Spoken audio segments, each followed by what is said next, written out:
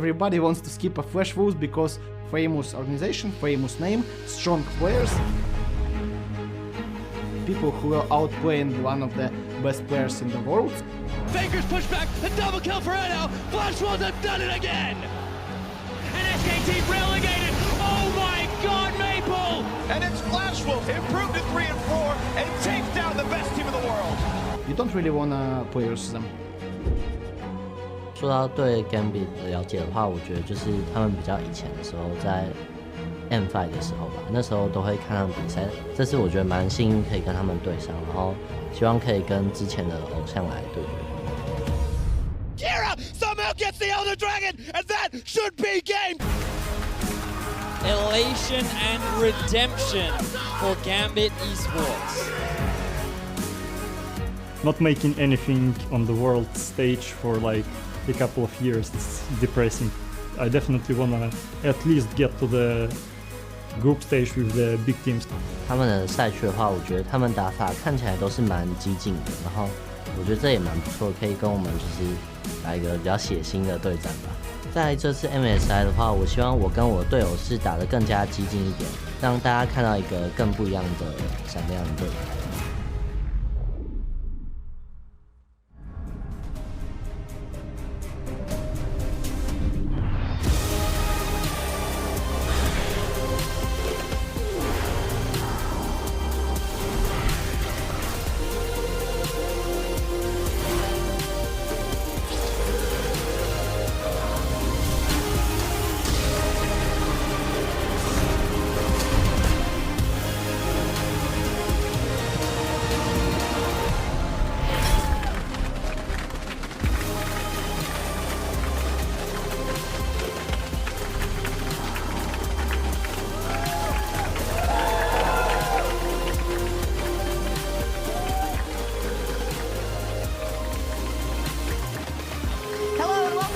Second day of play-in knockouts. We will soon find out our final competitor in the MSI group stage as Gambit Esports and the Flash Wolves battle it out for that last spot in hopefully an epic best of 5. I'm Invitational, joined by Aiden Zyrene Moon and Barento Raz Mohammed. Bittersweet. It's the last time, but it also means that we'll get our final team in the planes, from the planes into the group stage, so that'll be good. Yeah, I'm super excited to see who's going to be joining the major team. So let's get the show going. I love the video also. Yesterday it was a bit of trash talk here and there, and this time it was mutual respect. Mutual respect, looking up to each other and looking forward to the matchup. So it was a different vibe. Yeah, absolutely. I'm really looking forward to this one, especially since the fact that these teams, I think they're a little bit more even than people think. Ah, okay, well, we'll get into that in a bit. I'd love to hear your thoughts. First up, though, let's take a look at the schedule. Yesterday, EVOS Esports, they took out Supermassive 3-1 and advanced to the group stage. And today, Gambit Esports and Flash Wolves look to join them. Yeah, and something else that needs to be considered is if Flash Wolves win, that means that EVOS Esports earns the VCS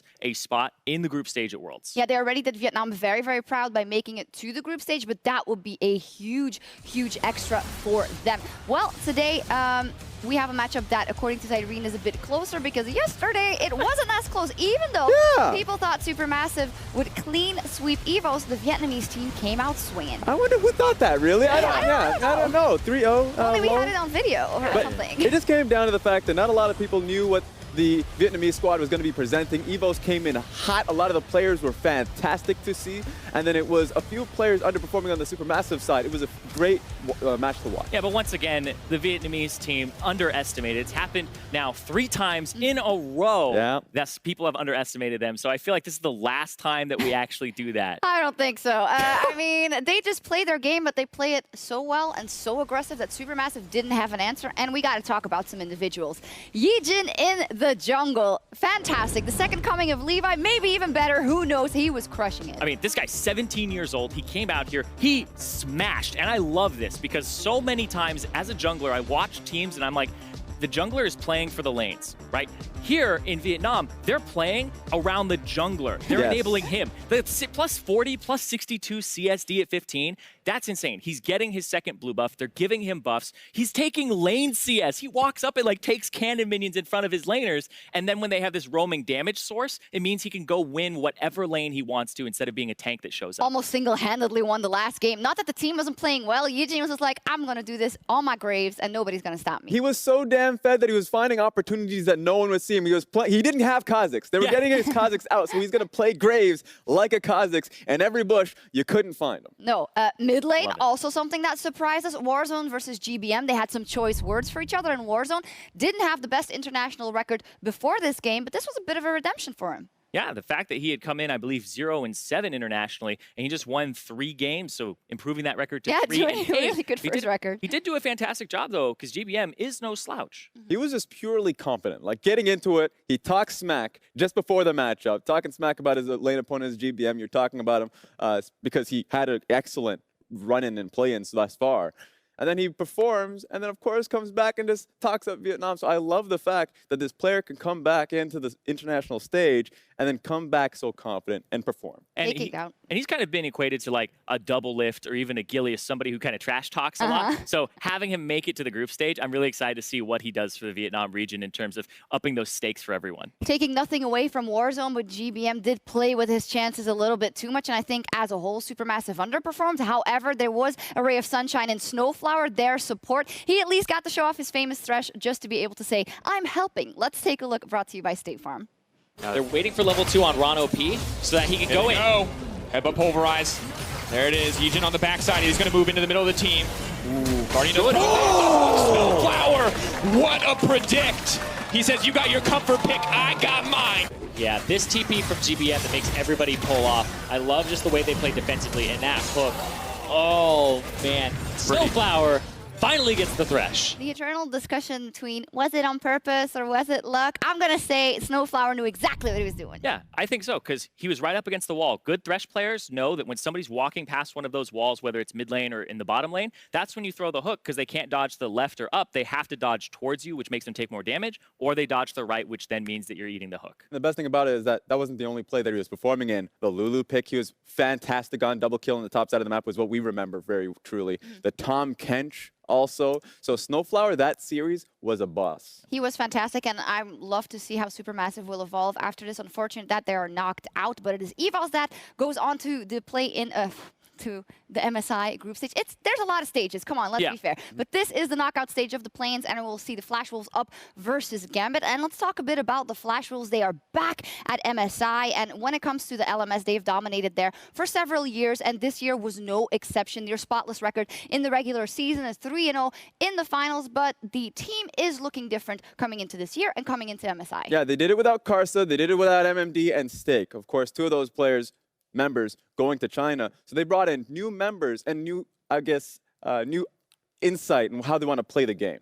Yeah, and I think it's actually hurt them a bit because they ran through 8 different players during the regular season, and losing Stake actually hurt their vision control a lot. So I feel like the Flash Wolves are a bit of a shell of their former selves. They're still dominating the region, though, because the region as a whole actually got weaker. Their top 4 teams, Flash Wolves was the only one that made the top. The other 3 dropped to the bottom half of the standings, so it kind of got all topsy-turvy, where there's only really 1.5 good teams in the LMS, and Flash Wolves are one of them, but I don't think they're as strong as they were before. Which, again, makes it so difficult to predict how they will play. Much like with EVOS yesterday, you don't really know. And on the other side, the Flash Wolves have watched Gambit now for an entire playing group stage, so they know a bit more. So let's take a look at those competitors. At Gambit, they found themselves at MSI after also a dominating performance in the LCL in their region, and also here at the Plains. They've had a great run so far, again with a reconfigured roster.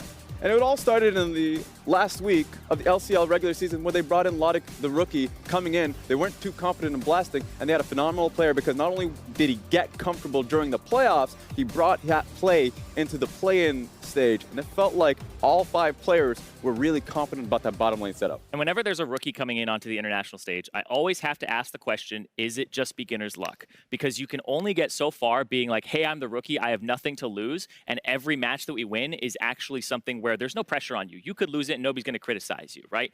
Now you're in this place where you're in this best of 5 on the international stage, and the stakes just get higher from here. So I want to see what Lodic's able to do, or if he's going to default to the veterans. And especially since Sword Art and Betty are are the core that remain in that bottom lane and very experienced on the side of Flash Wolves. We'll see what Edward and Lodic can do. And when we talk about players that remain and the mixture of both veteran players and new blood on both teams, we talk about experience and possibly the discrepancy in experience between the two. Now, here we tallied up the years of professional play experience among all players on both sides, and we do see some interesting differences, especially in the top side of the map. It's funny because when Diamondprox was on the desk, Jeff Dasher's third day appearance, he talked about the 3 generation of players from him and Edward towards, of course, PvP Steos and Kira, and then the new blood in the bottom side of the map. It's the same when it comes to Flash Wolves as well.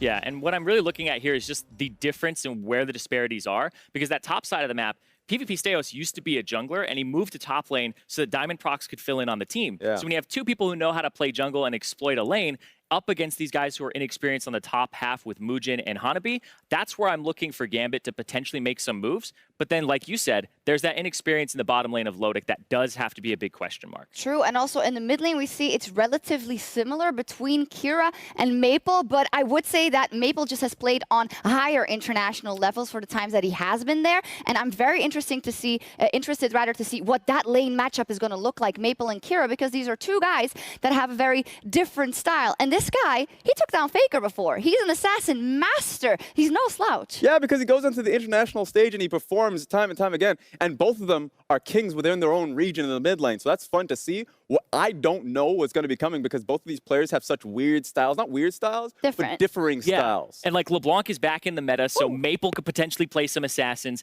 and then Kira, he's already shown us his control mages, the Anivia that gets banned against him constantly, and then the Karthus, the lasers from above. I want to see these compositions come out and see what happens in mid lane. I'm very excited to see if Kira is going to stick to the control mage style, if he has something up his sleeve, because we've seen that Gambit isn't afraid to be creative, and we also saw that you said with the Karthus Nocturne composition, Diamondprox pulling out the Nocturne, and then when we take a look at that jungle matchup, there again is a big difference in experience. The rookie of Mujin versus Diamond, and Diamond has a wealth of experience, but I feel like this is a performance to be proud of in contrast to what we've seen at Worlds last year. Yeah, he went 0-4 in the World's group stages in 2017, or the play-in stage, and a lot of criticism was levied towards him. I think that he underperformed. He performed pretty terribly, and people were saying the Diamondprox of old is dead, and he's never coming back. The guy you remember no longer exists. But now, the 5-1 out of the play-in stage, Diamond was a huge carry for them in multiple games. This is the redemption. This is the resurrection of Diamondprox. And if he's able to take down Mujin today and really take it to a rookie, that's when he solidifies himself as Diamond is back. And that's the thing, is that he did it a lot with his mid laner, with Edward. He wasn't alone in a lot of the plays that he was making with the Nocturne pick and the Trundle pick. So I want to see what he can do versus Mujin. Mujin, who, of course, is trying to fill the shoes of Karsa. That had a lot of strong synergy points with Maple. And that has not been as strong during the LMS regular season. So I hope to see that if Mujin can actually form that relationship with him and definitely sort out if they want to contest that bottom lane. Yeah, pressure on both squads, being prior to the LMS and prior to the LCL, and see what they can do. I'm hearing a lot of good things from both squads, but I'm also hearing a lot of uncertainty, again, about the relative level of the Flash Wolves. So who do you peg to win this one, and why? Right now, I think that the Flash Wolves are a stronger team than Gambit. I think that they would easily be able to take this, but I am actually predicting Gambit 3-2 because I think that what Gambit's been doing, and they've been preparing over and over again for a very long time, and they said that was the difference maker. When they came into Worlds, it was the lack of preparation. So now I think they've actually prepared a lot. They have a lot of strategies that are hidden, and I think they'll be able to take 3 games off of the Flash Wolves with an unconventional fashion. And here's the thing, I agree with you on the strategical aspect. The fact that Gambit are going to come out with some Gouda, they're going to have something prepared. Delicious. But the question is whether or not Flash Wolves are going to be able to adapt. I think that's going to be the case. That's why I have Gambit taking 1 game, but Flash Wolves are going to take the rest. Hold up. That means we take the exact opposite of what Raz says. Oh, no! Yeah, I was like, wait a minute. brought to you by Supermassive 3-0. Hold on. Lol. But I'm just saying right now, the point still stands. It's going to be on Gambit to prove me wrong. I'm just playing with you. It's the last day, so we got to have some fun. I think it's going to be 3-2 because I always vote for the 5 games for the show, for the Flash Wolves. I don't know, but logically they should be a bit stronger, right? If we look at the regions, but who the hell knows? We'll see. The one thing I hope is that we see a lot of big plays, a lot of interesting plays, and we also want you guys to send in everything that caught your eye on the Rift throughout the knockout stage, every big play, using the hashtag MSI2018, and we're going to check them all out after our last game. So that'll be it from us here in the Analyst Desk and the intro. We've talked enough. We want to meet the casters, and we definitely want to meet the teams. Take it away. I haven't talked enough. I still got words to say. What are you talking about? Shocks. Oh my God. Thank you, Shocks and Aiden. I'm Julian Pastry Time Card, joined by Jake Spawn Tiberi and Andrew Vedius Day. Gentlemen, so glad to have you. It's good to be here. A wonderful joy to cast for the first time with Jake Spawn Tiberi. Is this our first cast together? This is our first cast. Yeah, it's good to be here, and I think that this is one of the more interesting matchups we could have drawn, and I want to see what the depth of these teams are, because so many new players, this is going to be an absolute banger. Certainly is, as we are going to meet the teams in shortly, but not quite there just yet, gents. And again, I think much like yesterday, just so much uncertainty moving into this matchup, because we thought EVOS weren't going to be too good, and boy, were we proved wrong. Yeah, absolutely, and I think this is going to be another question of depth of regions. Like, how deep is the LMS now? Because, you know, AHQ, J-Team, G-Rex has come out of nowhere, but the Flash Wolves have always reigned supreme, and we'll see whether that is due to the rest of the reason getting weaker or the fact that they've remained strong. I'm looking forward to seeing what they can do, but Pastry, I think it's time to meet the team. Certainly is. On that note, let's welcome the competitors taking to the stage today. On the blue side, it is Flash Wolves.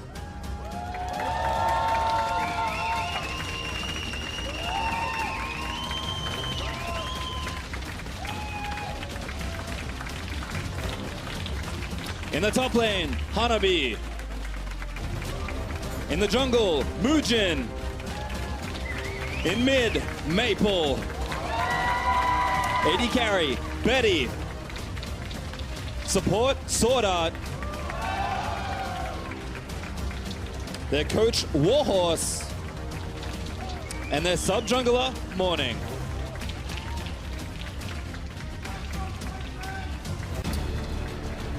On the other side of the rift, their opponents, it's Gambit Esports.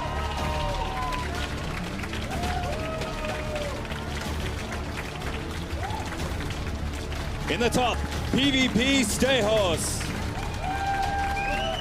In the jungle, the legend, Diamond Prox.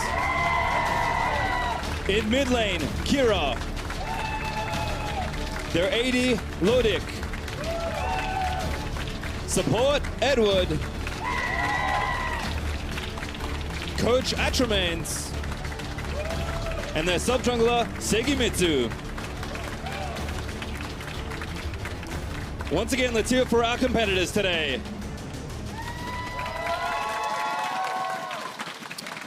And boys, the next thing on the agenda is Champ Select, and boy am I excited what these two teams are playing at. One of the most creative teams of the play-in stage so far, and a team we haven't seen play yet. Exactly. 2 patches ago is when we last saw the Flash Wolves play on 8.6. They definitely had a lot of priority on things like Azir. Ezreal Braum was a big bottom lane pick for them.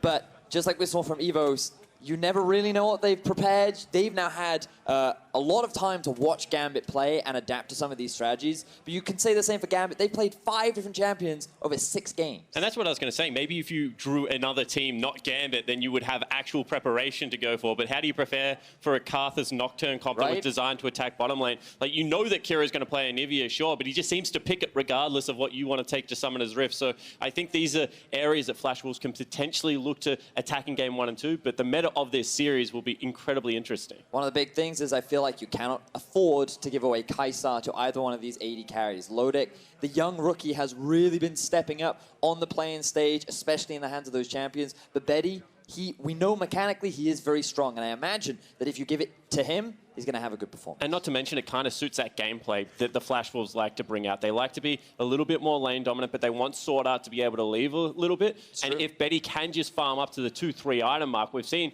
that when Flash Wolves get to that mid game, they explode, they rip open games, and they win very quickly. Well, we are going to get into the draft for game number 1. We'll see what these two teams have in store. Flash Wolves on the blue side for the first one, Gambit over on the red, and first things first, respect is given. Anivia banned by the Flash Wolves. I feel like it makes a lot of sense. Kira, in team fights, he looks exceptional on the champion. Going for the slightly more different build in terms of maxing the W first rather than the Q to have the utilization of the walls and the zone control definitely shows a lot of respect and expertise towards Kira. And so much of the current style of League of Legends reintroduced champions that no longer rely on gap close. We're looking at Olaf, we're looking at Sion, Skarner, Trundle, all of these champions, and it really does fit the Anivia wheelhouse. So the fact that Kira is a legacy player of this champion and it has a fantastic spot in the current meta, I think it's one of those ones that if you don't want to play against it, it's kind of the free ban. I also feel like looking at some of the bans from Gambit right now, we've seen the early ban onto the Skarner. Now, when you look at the champions that Mugen is typically preferred, it is things like the Sejuani and the Jarvan. And in his finals, he played a lot of Skarner, but then defaulted to the Kha'Zix. So Gambit might be trying to put Mugen onto the Kha'Zix, or maybe they want to look to take it away from him and see what else he has available in his playbook. And again, the metagame has just shifted so much since people have had tape on the Flash Wolves, so it can certainly be tough to navigate as GP and Ezreal will also get taken away by the Flash Wolves. Alistar there for Gambit, and last but not least, it is Sejuani, so still taking a note from the last games they saw. Yeah, it's absolutely important to acknowledge the fact that Mugen's champion pool has been the area they hit, and I think the reason behind that is not only is he a rookie, but he is responsible, especially throughout that final series, of going towards Maple's lane, so we have to continue to track whether this does put him onto a non-gank heavy jungler. So kind of all these things fell out. We're talking about some bans, and turns out Rakan and Kai'Sa have been traded, which were pretty much mainstay red side bans for most of the play-in. And initially I was thinking, oh, Caitlyn, Morgana, they make a lot of sense, but with the priority for Gambit to ban away the junglers, a lot of these strong power picks that we've typically been seeing throughout the play-in stages have been left available. So I would look to think that Gambit would either go for a Thresh or a Morgana on the next rotation to make sure that they have a decent matchup into the Rosaya Rakan the Flash Wolves have drafted. Yeah, absolutely, and it's a little bit strange to go to Morgana in my opinion. It will be great late game, but throughout the laning phase, you're still going to have the potential all-in. So I think that you have to go fire with fire. I would love to see a Thresh come out of Edward here, and for him to step up to the plate, look to be actively playmaking, because we know that is the style that Sword Art wants to be playing, especially on something like Rakan.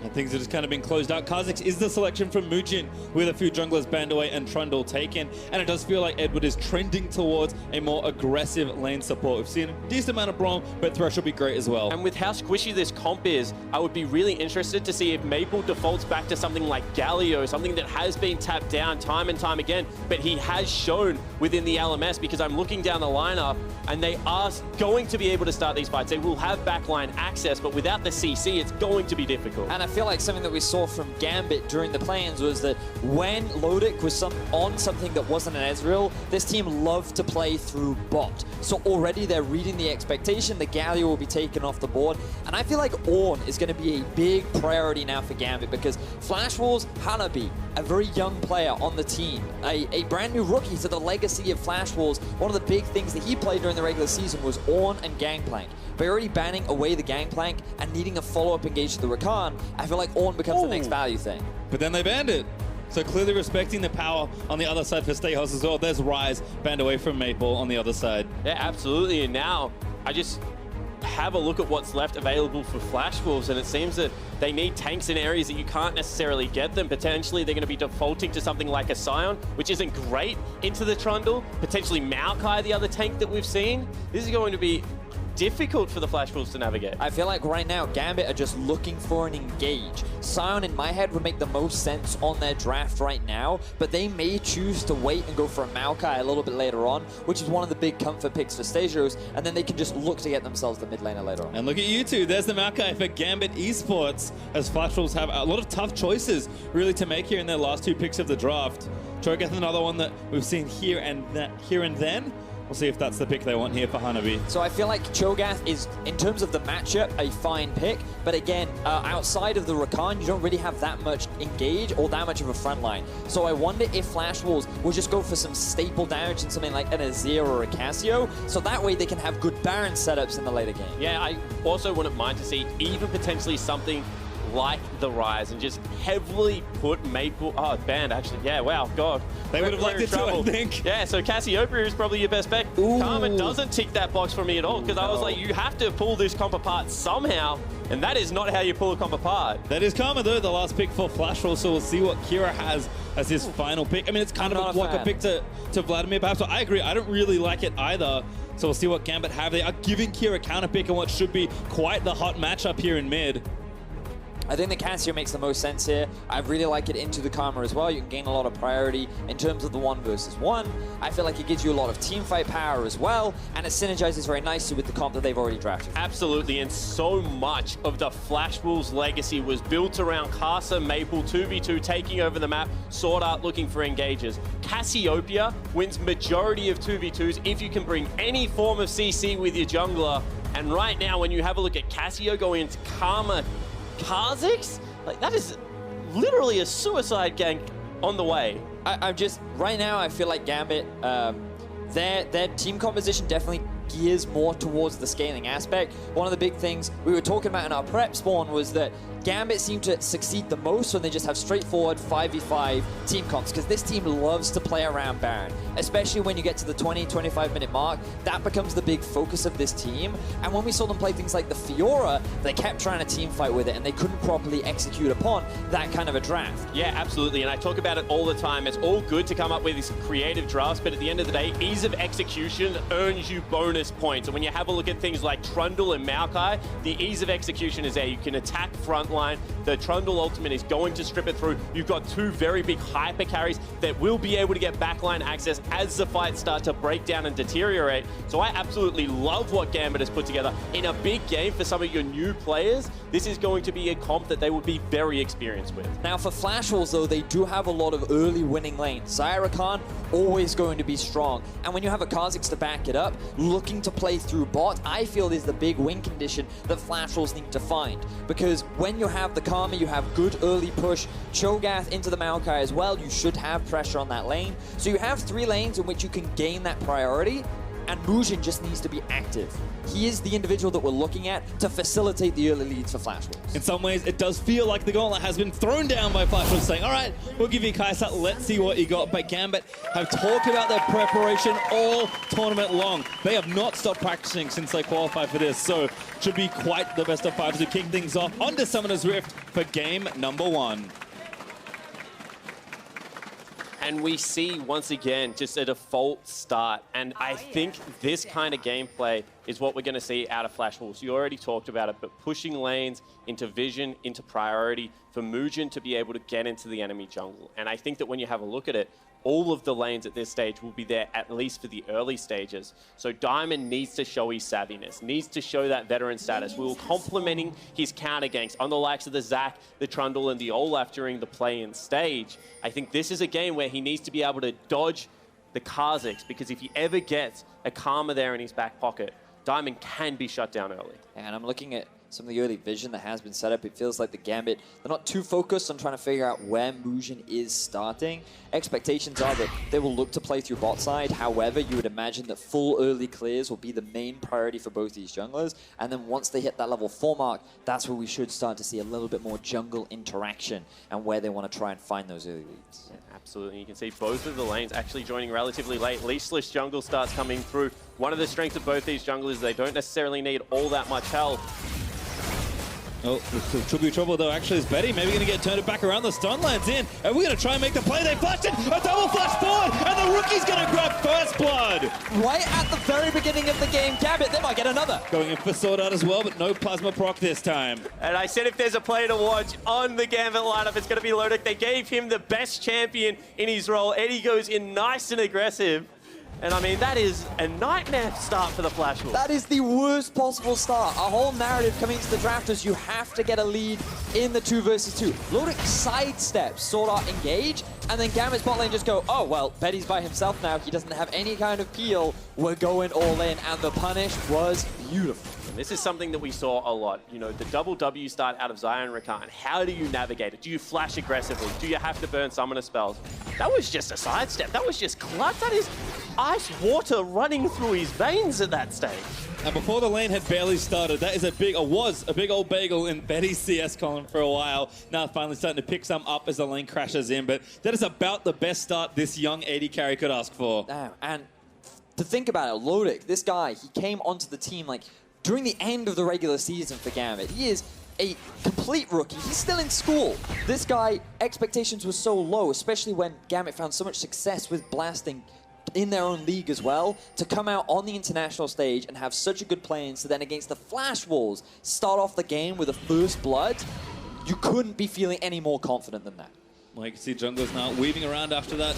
Some mishap in the bot lane. Hanabi there onto Stayhus again. Cho'Gath very good in a lot of these times of matchups, but Diamond back down the bot side for more food. Knockup's going to land into Logic, but Eggwood wants it. Sword Art, no flash, but does zip away with the E. And this is a thing about Rakan that will suit Sword Art so well. He wants to play aggressively, will go in, but the ability for Rakan to also be able to scoot out of danger means that now they get vision on where Trundle is, and we said so much of this early game, at least from the Kha'Zix perspective, is going to be getting those tells on what side of the map Trundle has been able to get towards and being able to shut it down. Let's see how it kind of develops. A Sword Art maybe actually caught here again. Long dash range, so no over-aggression there from Gambit.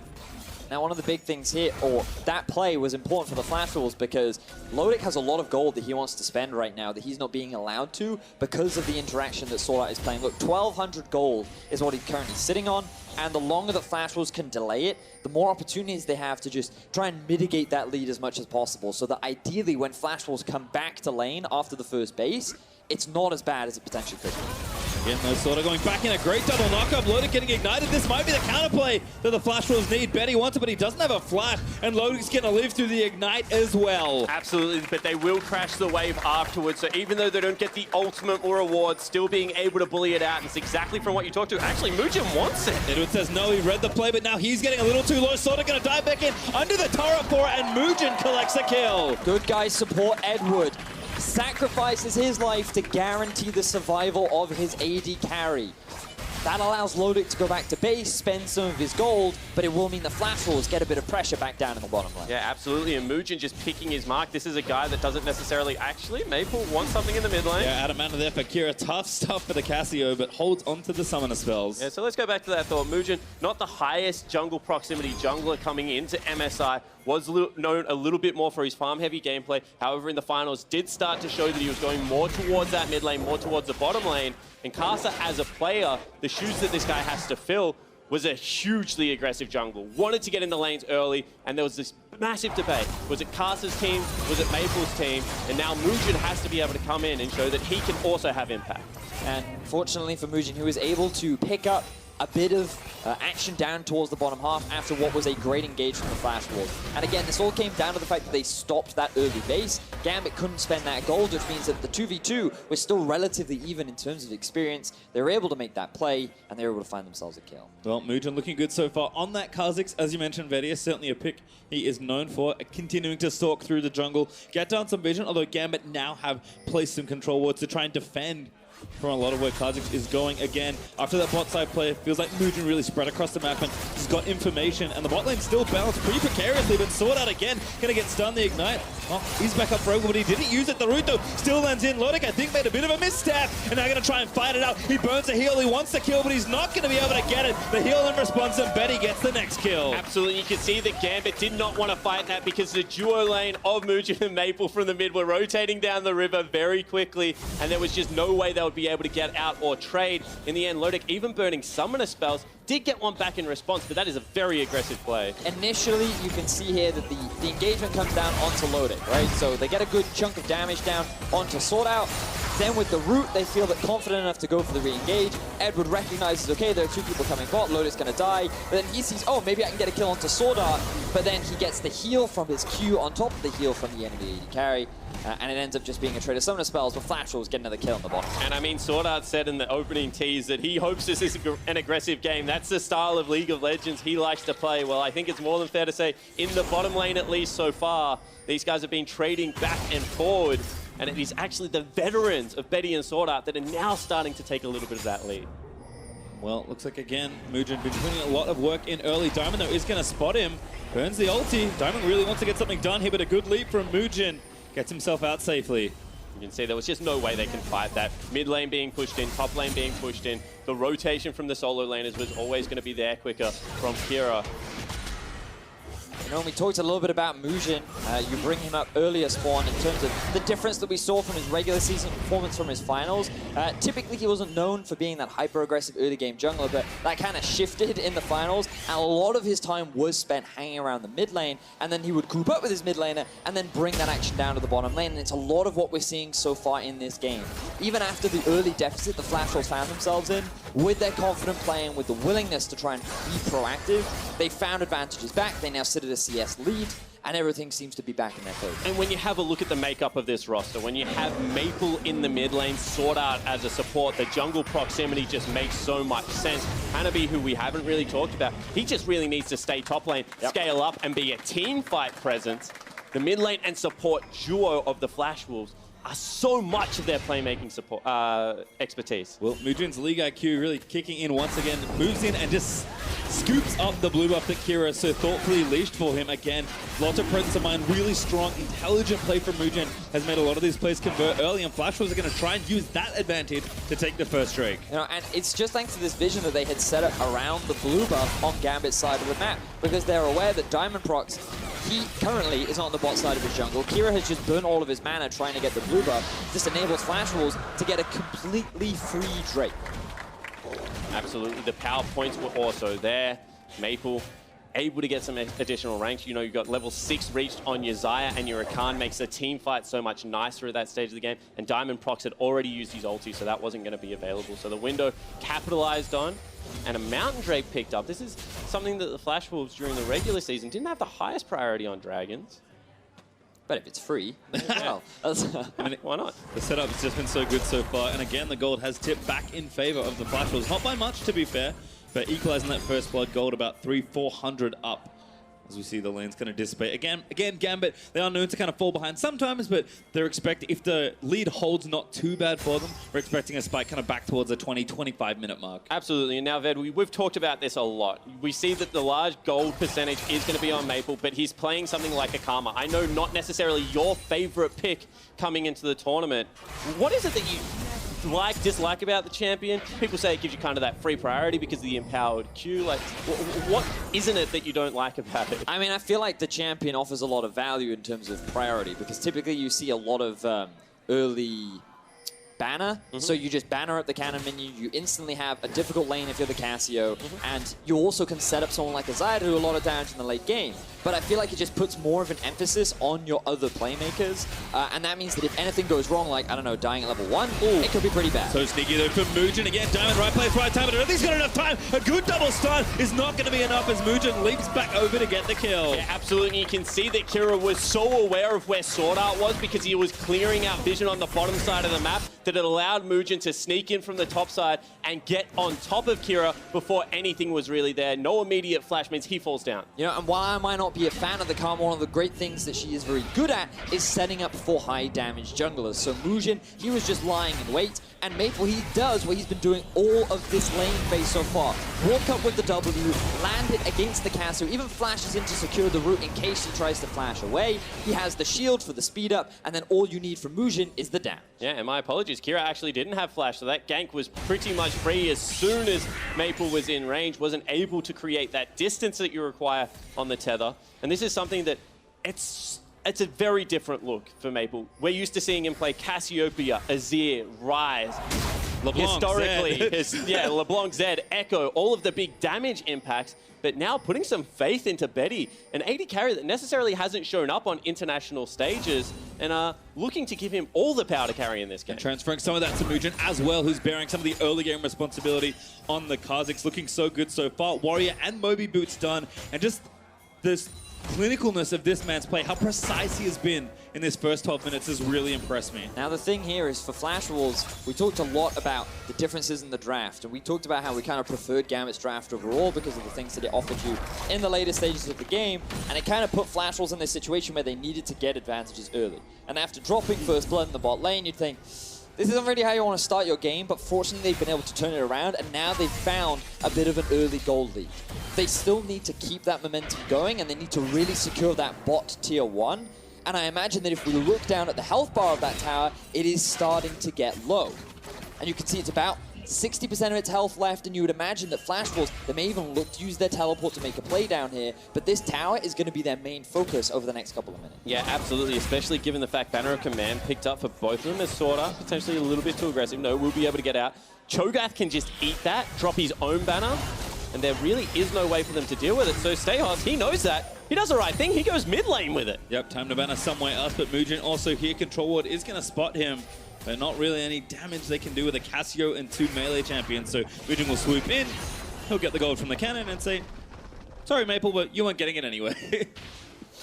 Hanabi dropped his top lane as well, so now that window that you're speaking about, Vedius, is completely on the table. It's going to take Stehos so much time. He used some of his top lane priority to get that first move go mid lane. But I think you're right. I think that, you know, with all of the vision being set up bottom, this is potentially where it's going to be. And actually, even though he used it, I can't find his banner minion, so it's like... I would imagine that it was killed by the dematerializer by Stasios before he headed down to the mid lane. He thought, hey, you've already used your banner, maybe I can use this as an opportunity to go mid and shut that down, but unfortunately they couldn't really find much off the back of it, didn't lose very much either. So Gambit, for the time being, the deficit that they're at, kind of expected when you look at the comps, but they do always have that scaling option available with the Cassio and the Kaisar. They want to avoid all-ins for the time being, especially when you look at the difference in items of a BF sword versus the recurve bow. Definitely would go in favor of Betty and Sword Art at this point in time. Oh, sorry, I was going to say absolutely, and so much of the pressure therefore becomes on Edward, because if you're standing on top of your AD carry, if you ever get charged, knocked up, you can't get the shield up in time. This is such a hard lane to respond to. Ah, that is why he went down to the mid lane. Makes a lot more sense. I like it. Yeah. Well, you can see 35 seconds on the next Mountain Drake, so Flash was continuing pretty measured, but just very confident pace of play. Again, we haven't seen this team in quite a while. Have always dominated domestically, but so far in this game, just playing in a very slow, calculated League of Legends and just kind of showing off a lot of their experience more than anything else. And let's talk about why that domestic dominance doesn't seem to mean as much. Actually, we're going to have some action mid lane, so we'll talk about that later. Mugen getting frisky once again, but everyone backing away. I would too from the 2-0 Kazakhs. Yeah, so when you have a look at a team like AHQ, potentially... No, let's not. Where's he going?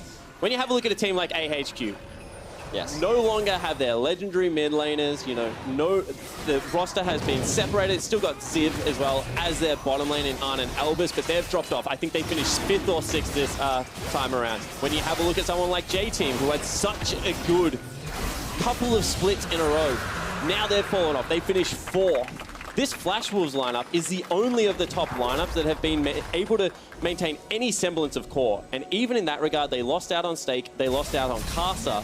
That's why when we give them credit for being the best team in the region, it does seem like the region has begun to go backwards in terms of talent, with the LPL starting to, you know, look towards the LMS as a legitimate area to be able to pick up superstar players. I mean, it's very true. And Casa, he's already secured a spot towards MSI, making it alongside RNG, and it's going to be very exciting to potentially see him play up against Flash Wolves if they can make it that far, because, as you rightly said, the relative skill of the Flash Wolves is always something that's under debate, because sometimes they come into international tournaments and they're known as the Korean killers and they get all these upsets and they have these fantastic performances, whereas other times they end up losing to teams of an equivalent skill level to Gambit, and you never really know what kind of a performance that you're going to get. Absolutely, you don't even, like, that's the team, you don't even know what level of performance you're going to get out of the players. MMD burst onto the scene, everyone said he's high elo career, this is the guy that's going to be able to take on Ziv in the top lane in the LMS region.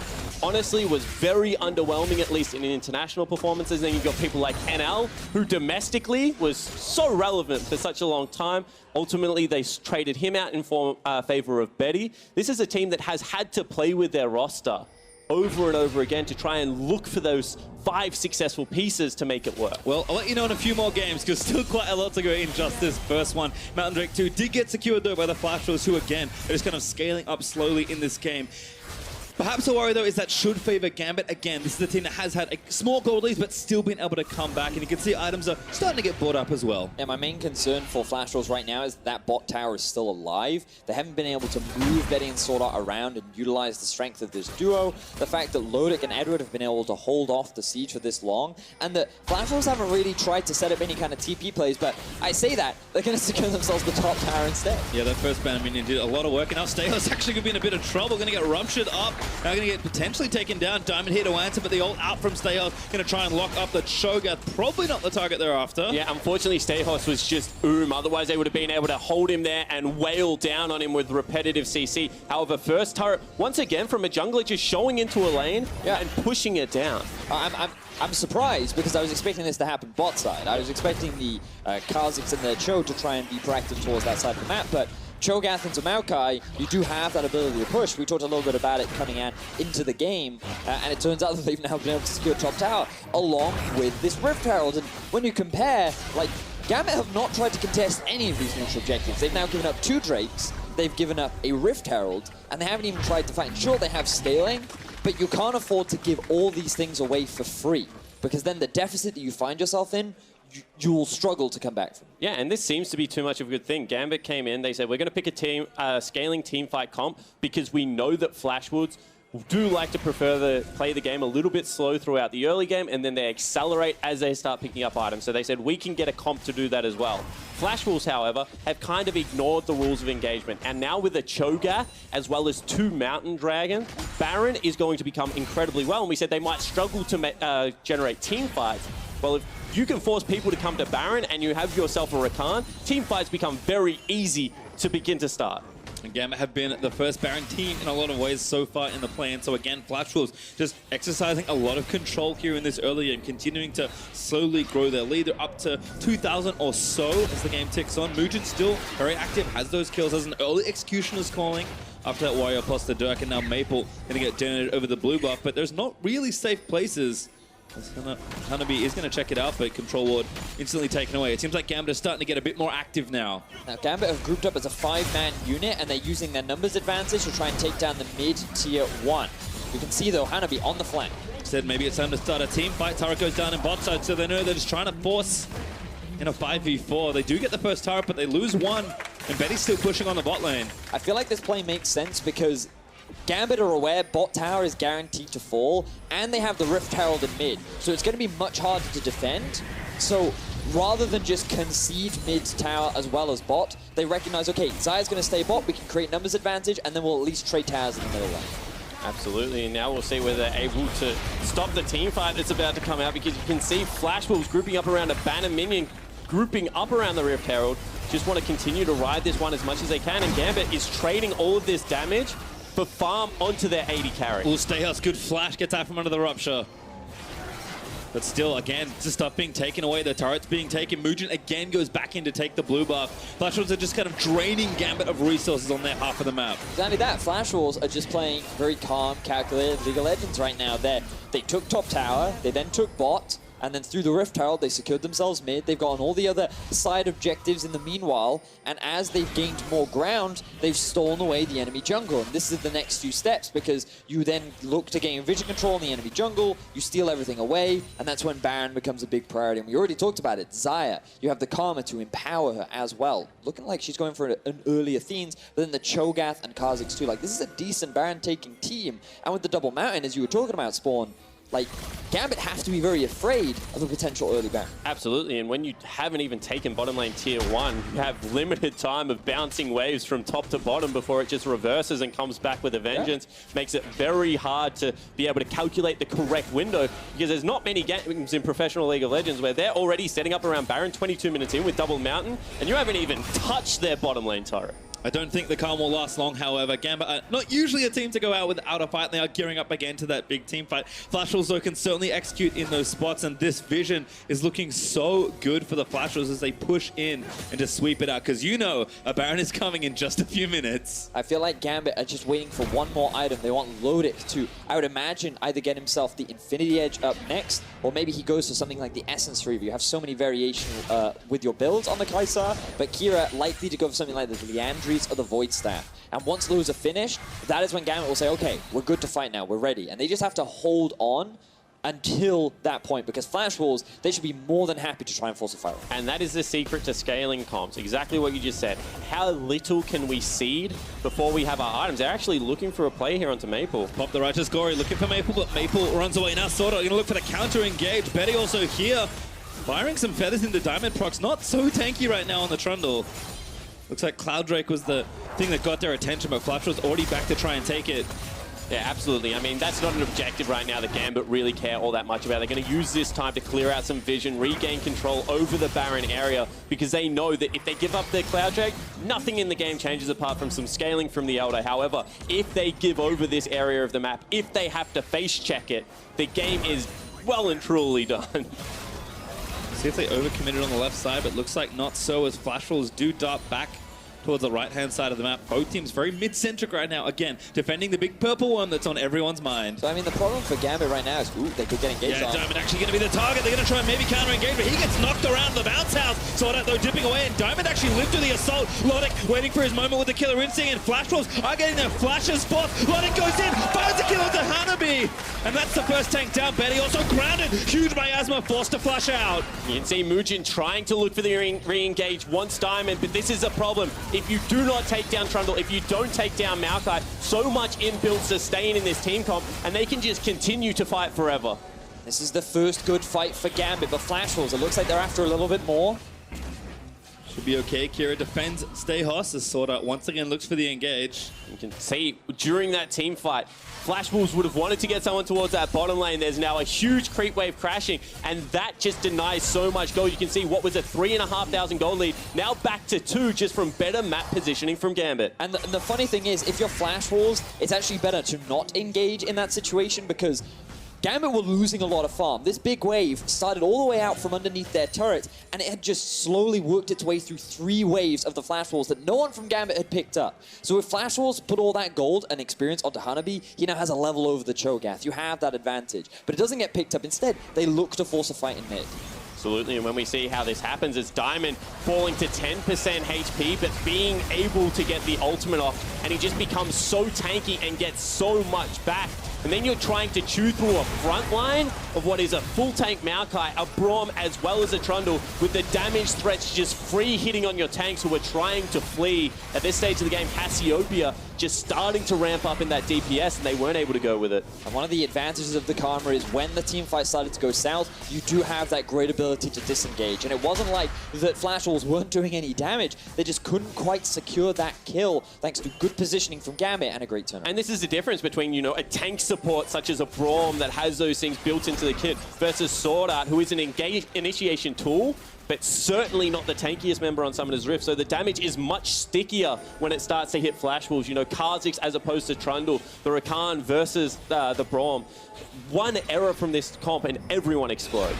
Well, you see Stay Hoss almost got the bot out of Tari, his banner minion. Not quite enough to help him out, and Hanabi does defend it, but still lots of pressure building here in mid. Gambit was smart to take that center turret first because they know they can at least force to contest for this Baron. Good 4-man slow there by Mugen. Knock up follows. Sword goes back in onto Diamond. Always the target of Logic around the side. He's on to Betty, who lets the ultimate out. The Feathers are there. A good Johnny is there from the Cho. But Kira, he's taking down Maple. That's a support mid laner down. Edward, happy to be traded away as Kira grabs himself a double. Now Logic, killer instinct on, takes down Sword. Gambit's team fighting will not be stopped. Absolutely. You can see again, Eddie, the absolute hero, jumps in front of his tank top laner, able to put up the shield nice and early in that, and just mitigated so much of the damage that will come out. Ended up falling, but was like a Superman at the start of that fight. And now Gambit have their eyes on the Baron. Mugen is alive with Betty. Gambit have to be so careful around this objective. No smite for Mugen, though. It's a couple seconds away, and I don't think he's going to make it in time. Kira is going to try and cut him off. The Boscon actually does get him out. He doesn't even have the smite, and Diamond procs rings true. Takes down the Baron, and now Mugen getting chased by Kira. And Gambit find everything that they want. They built themselves a team fight composition. They outplay Flash Wolves in the fight, and with the Baron, they have now regained control over the game. Yeah. And you can see that this is a team that is playing slow and weren't able to accelerate when they needed to. We talked about the big advantages they built. They weren't able to get priority over the Baron area. They gave up too much of their vision for free. When they fought to take it back, Gambit were ready and out-execute them in those fights. I'm also just surprised by, given how much control Flash Wolves had over the map, they haven't utilized it. We can get to that in a second. Look, again, the engage goes on to Trundle. Kira and Lodic are just sitting on the back line with Edward, Stasios, and Diamond on the front. Lodic can reposition how he likes, and they just melt through this. When the tank is Sonya's, that means that your pro line is no longer there, and it becomes a 5v4. The Gambit can then just melt through. And they're just not that tanky at this stage of the game, is the unfortunate reality of the situation. You see, once again, damage numbers are comparable but it is the members of the Flash Wolves that are falling down. Gambit, no in a team fight. It's more about the right target sometimes here. It looks like a counterfight being initiated here by the Flash Wolves. Gambit looking to turn tails. Kira was bot side trying to get some gold back.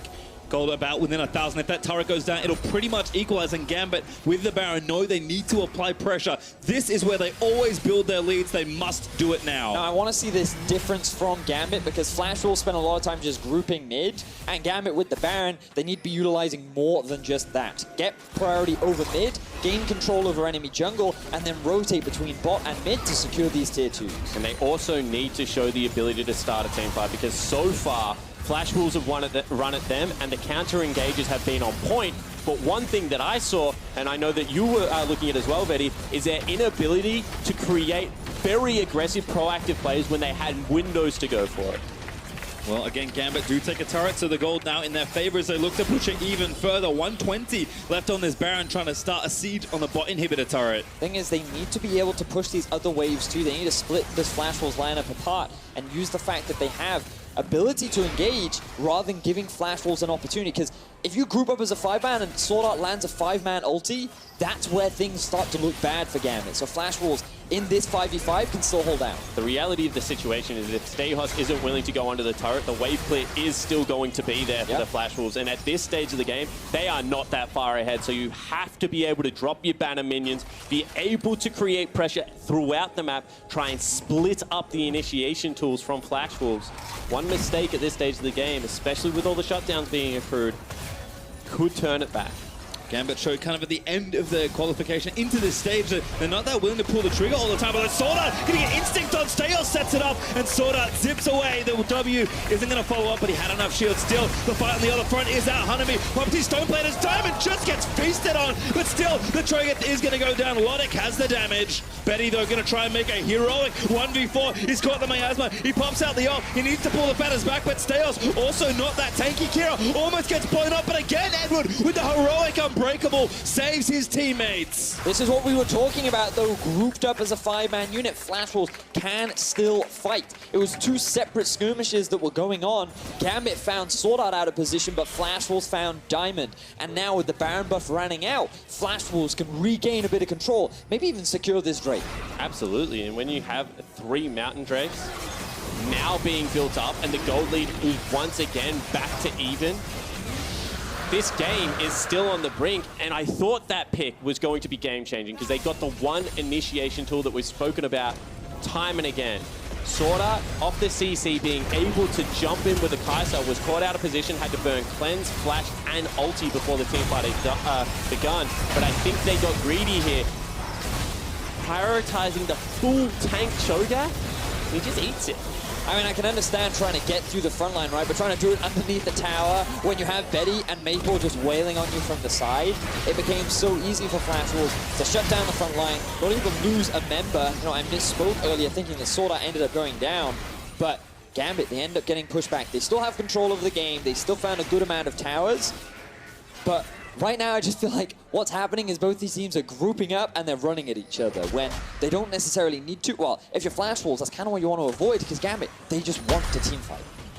And they want to team fight when you're initiating onto them. They want to have the counter punch because we've seen that their success is off the back end of over-aggression from Sword Art, the inability to blow up one of the primary carriers, and Edward is just waiting for it every single time. Well, on the note of carries, both Lodic and Betty are really scaling up. 3 items plus a QSS for both of them. It is important to note that this is a stage of the game where Flash Wolves do generally start to grab massive advantages. You know, we're 30 minutes into the game now. Their major carries have the 3 items. And once again, we can see they are the team that is able to shove out their waves and get access to vision around the Baron area, around the Drake area, time and time again. Whilst Gambit look like they're winning the fights, still equal in turrets, 4 Drakes to nothing, and all of the control around Baron. At the end of the day, you have to win the game as well. So it looks like Brandon will be back up on the table in a minute 15. Flash Wolves will do it even faster now with the Mountain that they effectively took from Gambit after they kind of lost that engage. So no casualties on either side, but losing another Drake and giving Flash Wolves a 4th in a game that looks like it's going long could certainly be something you'll regret later. Looking forward to seeing how these next few fights play out and how these teams work towards setting up around Baron. It is in a minute's time. Flash Wolves do have priority over mid, and Cho'Gath, after pushing out bot, will be able to join his team faster than Lodik and Edward will. We can see these lane assignments probably not optimal when your TP player is the one in the mid lane rather than your wave player. Will allow Flash Wolves to get into the tower, and that gold gap just closes. Gambit, though, still posturing for a fight here in mid. Flash Wolves will not be deterred. Again, both teams know that mid is very important to have pushed out when Baron is on the line in 25 seconds. I just love the fact that they are just grouping up in mid stages now, getting collapsed Yeah, off. caught again. Maybe a little too much there with the face. Sword on the back with Muja looking to make a big flame play happen. Kira there with the ulti ready to go, but Sword gets a 4-man knock. As Mugen dive into the back of the fight, still no one from Gambit down just yet, but I think it's only a matter of time. Hanabi can smell it. He wants it. He's aggressive. Tries to pull the feathers through. Everybody gets blown up. It's 2 kills there, including Lodik, slain by Betty. Absolutely. On the back end of that team fight, the huge flank came out of Sword Art. That was Mata-esque. He just goes on a mission through the jungle and manages to get the 4-man knockup. And that was the ideal setup for the Flash Wolves because they bought enough time for Diamond to run out of his ultimate, Stasios to be chunked through by Betty, and now Flash Wolves with 5 members have their eyes on the Nexus. And they've already got a banner of command minion there as well, Patri. This could be the last fight. 3v5 right now as Gambit struggle to defend their Nexus. First turret is looking to go down. Betty, so confident here with the Karma in his back pocket, level 16, just dishing it out. Hanabi goes under the turret, might be okay though, and I think Flash Wolves have realized that it's time to pull away. Short range carries into Cassiopeia is just so hard to hit the turrets. You can see they do get chased out of the base. However, with 5 members still available, this is either going to be a team fight or Baron falling down for Flash. There's the TP flank from Stasios. He does have his ulti available. Trying to do one better than Mugen and Sword Art in that last flank. Flash Wolves, I think, have to read that they want to try and get this. There's the ult.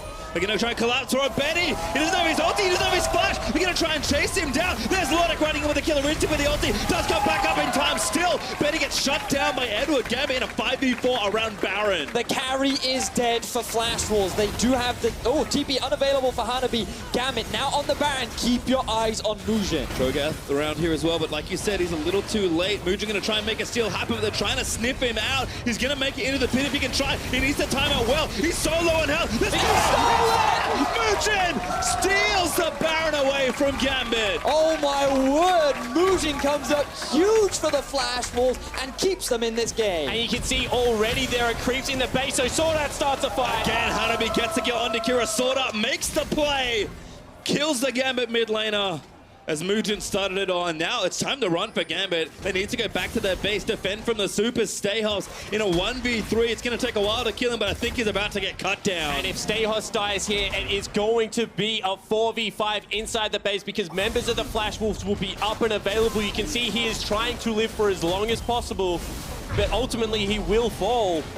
And they start recalling. So it's like, all right, I'm just going to buy some time and cancel the backs. Again, it's going to take a while, but he's going to die eventually. Stayhouse is making him really work for it, though. Here on the Maokai, dodges the rupture, gets 750 health back from the Sap Magic Slap. He does it again, but he finally has slain Betty. Cuts him down. Now there's a TP in the middle lane. Looks like that will come out from the Rakan. They're looking to get the push, and with the Baron available, Flash Wolves, they might want to try and end it now. He lived for so long that Kira has respawned. What a clutch play from the top laner of Gambit. Now 30 seconds, they have to be able to hold on. And this is just... You love to see it. Yeah, but now Gambit, they did everything they could with the miasma. They hoped that Mugen wouldn't be able to jump over. I feel like Stasios should have just stayed on top of Mugen, but he walks around the miasma, gets the jump over, and secures himself the steal. And now the Elder going to go in favor of the 4 Drake Flash Wolves as well. And all of a sudden, short range 80 carry with 6 Mountain Drakes doesn't really care how many times he hits a turret because it's probably falling on the first. Betty is completed 6 items. He just needs the upgrade of the Last Whisper. Monstrous Game 1 performance. Almost there, and Mugen steals not only entertaining, but Pentakill and Baron Steel promotions are back for MSI 2018 with that one, as Mugen has doubled the chance of legendary and esports skins and mystery items to the end of play-in. So get him in now before the game ends, because it's looking close. Flash Wolves tearing down the bot lane, trying to crack another in him. Here comes Stasios looking for an engage onto an Elder Drake team. Yep. Bad news bears, they did take the Elder in the replay. Flash was happy to be patient. Well, even worse news was the fact that he actually just twisted advance to creep. Betty's shield is huge! Again, we talk about Maple, it's not a big carry, but the Karma is doing more than enough work to try and close out this game. Late game value of the Karma coming in clutch right now. Flash will secure themselves a second in here. Will Gambit go for the fight? The bait, though, I think might be Hanabi. Betty gets out, pops the QSS. Again, the front side is getting shoved up. Gambit need to find something. Lottie pumps the killer instinct with the heals, and the shields are just too much. He burns the ult and Stayhouse will get taken down. Hanabi in the backline almost takes down Lottie. Gambit are fighting with their backs towards the Nexus. Kai'Sa finally slain, and Gambit will be pushed all the way back to their fountain as the Flashers will take the first Nexus in what should be one hell of a series. And it was a slow game, but the control over neutral objectives is ultimately what allows Flash Wolves to pick up the Elder Drake, to pick up the Baron, and to be able to slowly but surely kind of strangle Gambit out of that game. I feel like my biggest criticism of this game was neither of these teams were using their side lanes at all. It was so much grouping and just so much trying to fight each other that when Flash was trying to fight Gambit, it was Gambit who were in the better position. Then when Gambit had the Baron, they were on the enemy base. Rather than trying to utilize 2 minions or 2 minion waves, they just kept grouping mid and they gave Flash Wolves an opportunity to find the fight. We're just spoiled by Banner of Command. It's Side true. lane control has become drop a banner, group up with your team. You know, the channel of teleport sometimes is too long, but I certainly agree this is one of those games that you could have looked at the side lanes, especially as a Cassiopeia player, being able to attack it a little bit further. But you've also got to look at some of the highlight moments, right? Like the fact that Mujin was able to find the steal. It could have been so big for Gambit finding that pick onto Betty from the flank. The fact that you had that sword out flank coming into the mid lane engage. So many individual performers really stepping up for their team. But unfortunately for Gambit, it was that final Baron steal that ended up costing them the game. Yeah, not only that, we checked in with the rookies and said, how are they going to perform? Well, first blood to one and a Baron steal goes over to the other. I think it's very fair to say that they are prepared for this best of 5. And I mean, first punch has been exchanged. We'll see how the next one goes. Flash Wolves with one game, but a win nonetheless. For more on how the Flash Wolves won that game, let's send it over to the State Farm Analyst Desk. Thank you very much. A pastry time. Now that is a game 1 in a best of 5 that you like to see. Team fights, left, right, and center. Action all over the map. However, not too much specifically early. I do want to take a look at picks and bans first off. We talked a lot about experience, about the rookies, how will they do, and we see that both Lodic and Mujin were gifted comfort picks going into game 1. Yeah, especially I just love the fact that Gambit were able to, right from the get-go on red side, leave 3 picks open and give themselves 2 incredibly strong ones. The picks I'm talking about, the Kai'Sa, Trundle, and Rakan. Yeah. They definitely gifted off the Rakan, so they had the Xayah Rakan going off the flash rolls, but they were able to get 2 very strong picks from the Trundle and Kai'Sa. I thought that worked really well for them. And that's what I really liked, is the fact that they made it so if you take Kai'Sa, they're going to take Rakan Trundle. So no matter what, they get 2 of these power picks, and they obviously seem to want the Trundle so that they could burst through tanks. But the fact they got the Kai'Sa, and it did well at the beginning, was really good for them. But overall, for composition, I actually really like how Gambit traded. But I think the Flash Wolves with 3 winning lanes, you give them too much priority. I think they should have won the early game harder. That's how they got all the Drakes. But the fact that that first blood went over is kind of, I think, what slowed them down and made it so the composition was playing from behind for a while. Yeah, definitely the first blood. Also, I thought that Gambit played it incredibly well when the vision control bottom side. But let's talk about the first blood first, because this was really beautiful coming out of Lodic. Yeah, and I actually think Lodic's dive down, or his dodge down, is what threw Sword Art off, because Sword Art actually lost vision of that bush when he W'd in. So he went into Fog of War, and Lodic was playing the vision game there. Yeah. When you asked the question about how will the rookies do, how will Lodic do, he immediately said, I am confident. Yeah. We are going to take this trade. However, a bit later it turned around. He was too aggressive. I remember that he flashed in and then he healed, but it wasn't enough. And he ended up dying in the 2v2 when he went too far. So it was a bit of both. He did have a strong first game. And then I want to look at the other team as well. How did Mujin do? Because he was a kind of a question mark. Mujin was incredibly strong around the priority lanes that you were referring to, because he recognized bottom lane was a major point of attack that he was going to go towards. This is the answer back on the kill on towards Edwards. But remember, a lot of this was getting priority mid lane. So this gank mid was incredibly strong just so they can utilize that pressure, head towards the bottom lane. So he was doing an incredible job to be able to get the game going for himself still. And then the steal on the Baron. This was just, look at the bottom. There's no smite for Diamond Procs. So they tried to do it, and Gambit, I mean, all pun, you know, not intended here, but Gambit took a Gambit on that Baron and said, we're going to do it even though Smite is down. And that's what I don't like about that play, because they got too desperate in a game where I thought they were in an okay position, and then they just gave it up with the Baron going over. Well, our questions was answers in terms of these new guys. They did well in their first game, but when we look at the game holistically, as you guys touched on, Gambit had a good team fighting composition, and that has been their strength also in the LCL and the play-in group stage, but they let Flash Wolves get a bit too far ahead until the moment that they show what their composition is made of. Yeah, that's the thing. You talked about the fact that Flash Wolves getting an early lead with their composition, and I was really worried that Flash Wolves were going to fall through because of the team fight strength from Gambit. It was just really barreling down on them. The Maokai coming forward, the space that it was creating for Logic to push upwards. So at this point, I was literally talking to Zyrene saying that this composition, this game is over. Gambit has the team fights. But it was somehow, some way, Flash Wolves were able to get it back from, I guess, the dragons that they were being able to stack. Yeah, literally, Raz looked at me and he goes, I don't know how Flash Wolves win this. And I was like, it's probably an Elder Dragon with all the with all the, the elemental drakes they have. That's probably how they win the game. Like, of course, I'm going for like the one that's almost impossible to have happen or have them stay in the game long enough for that, but they are able to do it because of that steal we just saw. And credit where credit is due, the fact that they picked up all those dragons and they had great objective control, which is not something we see from the Flash Wolves early game, at least in the LMS. They usually get ahead through kills. Now they had kills and they had the objectives, and then when you get to the late game, you have everything you need. Yeah, I think it was just the fact that they had all 3 winning lanes. When you have winning lanes, you can put the vision down. You should get the dragons, and I think it's Gambit when they draft that late game composition, it's them seeding the early game. Yes. You expect to go down 2,000 to 3,000 gold. You expect to give up the first 2 to 3 drakes, and then you have to play from that deficit. And you saw they were able to do it, and it was the steal They that had mattered. it in their own hands. That's why it's interesting seeing this game one immediately, the fact that Gambit wanted to play their own style that they had in the LCL, because they've done their research. They know, they understand that it's Flash Wolves that have had the incredible forward percentage within their own region, that they do end up having a lot of these winning lanes. So they're like, okay, well, we'll play it back. One thing that I really did like about it, and I was kind of inching towards that a little earlier on, was that when vision control was starting to get clear out towards bottom lane, and I thought that the bottom lane tower was going to be completely strangled out, it was PvP Steos moving from the top lane to the mid lane, getting mid lane priority is the mid lane pressure. Yeah, with the banner. Exactly, and so they had to move that mid lane, or at least pressure from bottom lane to mid, to lengthen out the game. So it looks like they've done a lot of research in terms of how to elongate the game for the compositions to come through. It didn't work out, but I thought that Gambit should try and do that in game 2 because it worked. It was looking good. There's just the team fights didn't work out well. Yeah, it was looking good, but despite that preparation, it was the Flash Wolves 33 minutes in that pick up 2 kills in a team fight brought to you by Ace or Predator, and that will be the last nail in the coffin, unfortunately for Gambit. Yeah, this was the one where it started off on the wrong foot, where it was the catch, and then Sword Art got the flank, the ulti in, he catches 4 people here in his knockup, and this is where Edward, I believe his shield is already down, so when Betty gets to walk forward here, he gets to just spray all the feathers, and then Edward gets to bring it back up, and he gets right past him, and oh, Betty did 8,000 damage in that fight, just as an aside. Wow.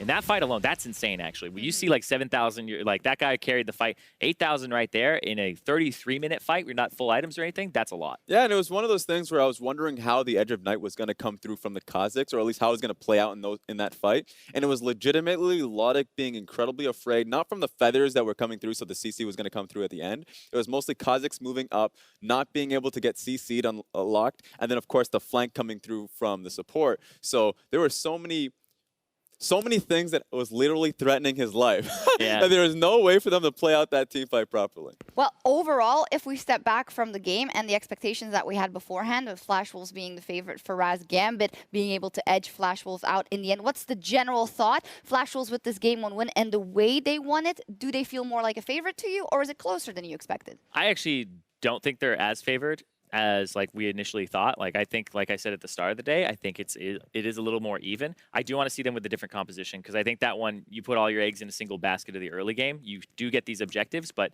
I think that Gambit played really well in elongating the game, like you said. I share the sentiment. The only thing now I'm surprised about how aggressive Flash Wolves are now earlier on. So we get to see if that can continue on in the series. Let's hope so. Flash Wolves came out on top in game 1. We'll see if Gambit can bounce back right after the break.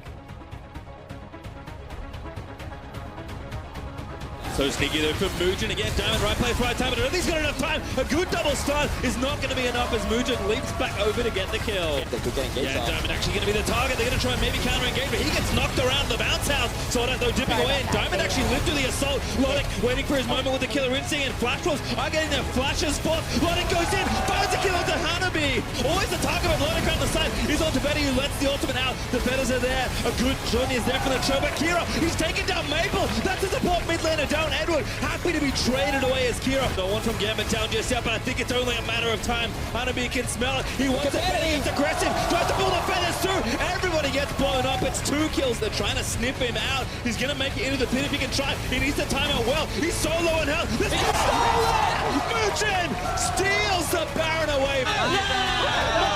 Nice. Nice. We pushed all the way back to their fountain as the Fighters will take the first Nexus in what should be one hell of a series.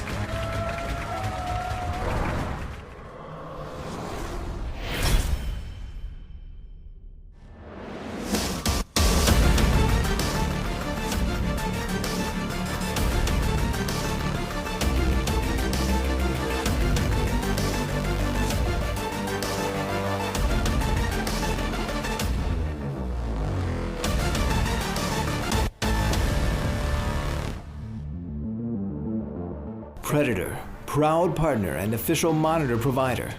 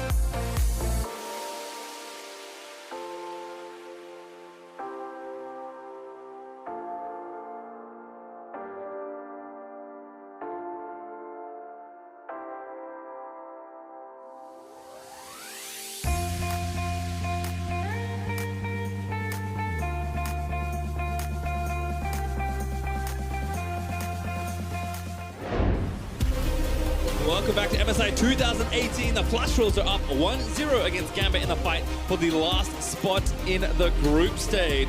It was a fun one to kick things off, boys, but definitely expecting quite a number of changes, I think, as this game goes on, especially as the series develops.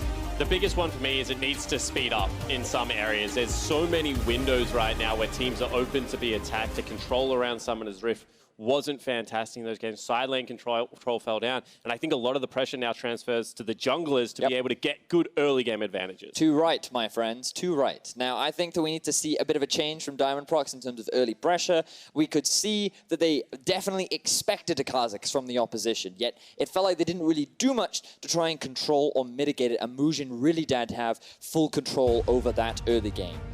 Now they are on the blue side, though. I'm wondering whether or not Flash Wolves will just choose to leave open the Kaisar because they know Gambit have priority on it or value it extremely highly, then they can get themselves the Rakan and Xayah just like they did in Game 1. Similarly, I wonder whether Edwards says, the Rakan was fine, we played the early game phase incredibly well, I can play against this? Or whether it just becomes a ban, as we've seen so much through the play-ins of this tournament. It is so hard to ensure that you play each stage of the game correctly against Rakan, and if you make one mistake, it just flips on its head. Well, so far no Kai'Sa at least, as Flash Wolves do ban it and Anivia for their first two, where we've got Skarner, Morgana, and Camille as the next ban. Interesting. So remember in Game 1, Gambit put a lot of priority onto banning away the junglers. We see the Skarner ban come out again, but this time Sejuani has been left up and available for Mujin. Gangplank is the other big one that I see available right now. And with the Rakan ban, you have to imagine Gambit put early focus on that champion. Steos has played already this tournament. He's looked good, but lane bully Braum is #1 priority for Gambit. And potentially this means that Gambit are valuing the Ornn pick incredibly high. We saw the fact that it was banned away last game. Both of these teams do like to have some form of solid engage coming out. I think it's more than fair to say. And with the Braum Ornn combo, not really all that many counters to it. The other big thing here is that something we said at the beginning of the cast was Flash Wolves love Ezreal Braum. And it was Flash Wolves that banned the Ezreal in Game 1, and it's something that Gambit have played a lot themselves. So they're more than happy to pick that one up, is what I imagine. And I wouldn't be surprised to see them actually forego the Gangplank and instead get themselves an early jungler, maybe even the Kha'Zix or the Nocturne themselves as an answer. Have a chance to pick it, of course, with Trundle and Varus actually being the picks. Diamond counterpicks Graves, as Ezreal does go over to Lodic. And this is a pick we saw yesterday, played to huge success from Yijian. Obviously, there was another attempted counter pick of the Trundle demonstrated yesterday in the Kindred. I certainly wasn't as much of a fan as that as what the Graves was able to do.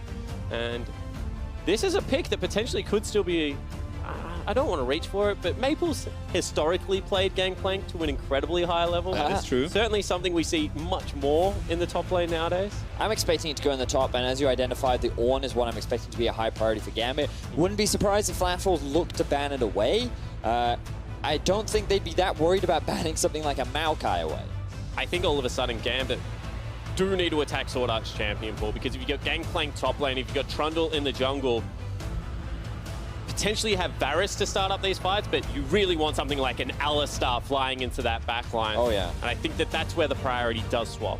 Well, Vladimir ban actually for Flash Wolves, so far on their side, hitting Kira with one ban away, but it's actually a Rise again. Maple's Rise, once again, more receiver ban, maybe just too strong, and obviously with Maple having counterpick, it can be a bit tough. He's a terrific Rise player. It also splits the map up into a 1-3-1. As soon as Sterix comes through for Gangplank, at the moment, he loses not many matchups with the Grasp of the Undying build. If you then add a Rise to that team composition, they can collapse very quickly through the ultimates and would be able to control some of this rift. Interesting. So initially I thought the Vlad ban may have even been directed towards topside because against the Vladimir it can be difficult for the Gangplank, and they'll both scale up relatively well, and then the Vlad obviously has strong late game value, but with the Cassio ban on top, it could also be directed towards Kira, so they're just trying to pinch that pool. Perhaps they're looking at something a little bit more creative in the middle lane, but you already talked about it, Spawn. The Alistar engage from the side of Flash Wolves, it looks like that is where they're heading towards right now. Sword Art's a monster Alistar player. Yes, he is. Historically, it's been his best champion. Obviously picking up Rakan, which is kind of like good Alistar nowadays, but goes back to the old faithful Moo Cow.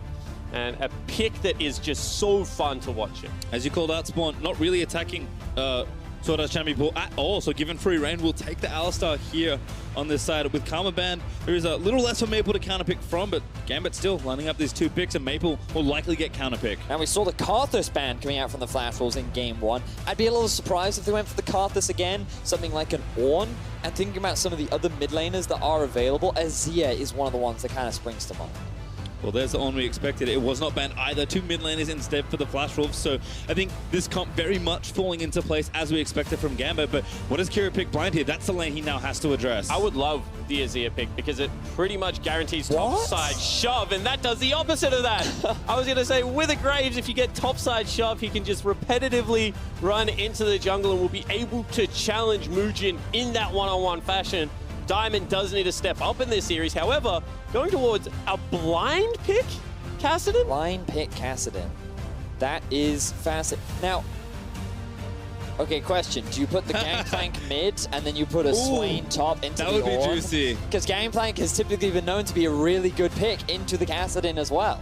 I mean, Klepto would be able to farm up fine. I think the thing that Kira is looking towards here is that the game was slow.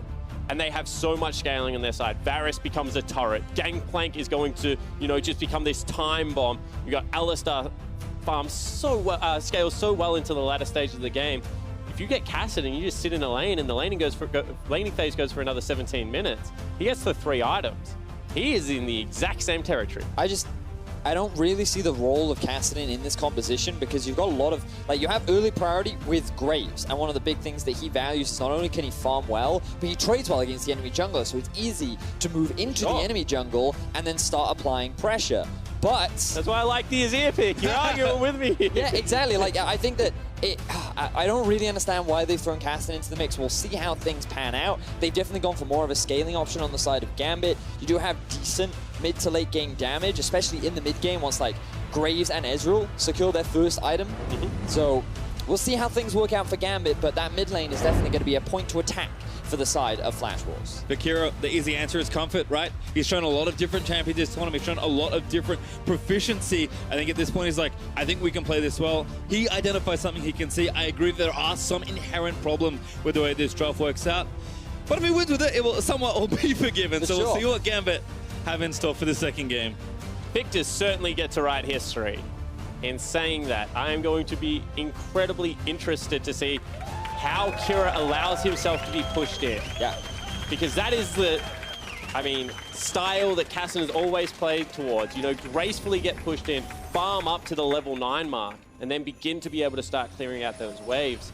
If he falls down, Maple will be able to roam all over the map. And Swain, whilst hasn't seen all that much success at MSI so far, certainly has continued to see a lot of play. Certainly a strong one as the teams fan out across Summoner's Rift. Again, we asked for a bit more proactivity from these junglers, and they'll switch roles in some ways here. Diamond on the more aggressive jungler this time versus Mujin's Trundle as Edwards lining something up. I like this from Eddie. So many times, Klepto top laners will get greedy for a cheeky run up and just queue someone, hope they get the red pot level 1. Eddie just sits himself in the Baron pit. And Brom's level 1 is unrivaled. However, they know he's there. Seems that way. No vision that we can see, but maybe he was spotted moving in. Maple and Mujin playing pretty safe. Hanabi also doing the same in the top lane, Tribush. Now, more minions have spawned. Edward is guaranteed to be late, which implies to me that they're looking for a 3-man invade onto this red buff, but a ward goes down. Flash Wolves are prepared for any potential early shenanigans. And look, Braum is actually coming up from behind, so there's Flash Wolves believe that there's only 2 people coming up, and surprise, it's actually 3. The next level late invade here, perhaps as Mujin waiting. Diamond, I think, is just trying to soak them out. Yep, Staos puts the ward down and finds him. Edward's still unseen, I believe. Now they're going to collapse. Sword Art coming up, though. It's 3v3. Edward, though, maybe has to dip away. They will have to move off the red buff, and Sword Art maybe thinks about pulling the trigger. Guardian procs. They're pulling the buff around. Kira, level 1, is also roaming up. As Gambit, again, just trying to force Flash Wolves out of this jungle. Flash Wolves have abandoned. I think this is the correct play. They've already spent so much time here. Mujin's going to be completely fine just taking a blue buff. And they do get a big experience lead on Hanabi in the top lane. Curious start, certainly, but Diamond Prox will get the red buff in the end. Looks like he's going over to the Raptors. Actually, only one creep died in that time? That can't be right. Apparently so. Edward gets some love from Maple as he moves into the mid lane. I think also split XP with his mid laner. Oh, Edward. Maple's currently 2. Edward now going to face check. Sorta has read the next level of the play. Maple coming up. He's got the ear. Great pulver. The flash is going to pull him back in. And first blood goes beautifully over to the mid laner. And Flash Wolves punish the return of Edward. He caused them a lot of early game problems, and now he pays back with 400 gold. That's just such a smart play from Sorta. Knowing exactly how he wants to walk down. He's been out of the laning phase for so long. This also increases the pressure on Lodic down in that bottom lane because he has to back away knowing there's 2 members of the Flash Wolves behind him. But also I would argue that when you've seen Graves take your top side of the jungle and then you have an idea that he's probably just clearing through top side, you would imagine that Mujin would look to try and steal away the red buff. You would imagine that the expectation is he's going to try and trade half of the map. And the fact that Edward decided to be a little greedy with his pathing, I think you're right. Sorta in a good position to punish that kind of selfish pathway towards the bot lane. Well, Mujin back to his old tricks here, invading, getting vision, although we have split the jungle after the level 1. Is spotted by pretty nice control out here by Gambit, but not really much they can do about the double buff Trundle. Edward going to make something happen, but only 2 taps in the concussive blows. And I love when junglers do this. You're crashing a big wave. The only thing that can really stop it is if the jungler races down there and is looking to apply a game. Mujin just in terrific position, you know, with press the attack this stage of the game. If he does get face checked by someone like the Graves, would win the 1v1.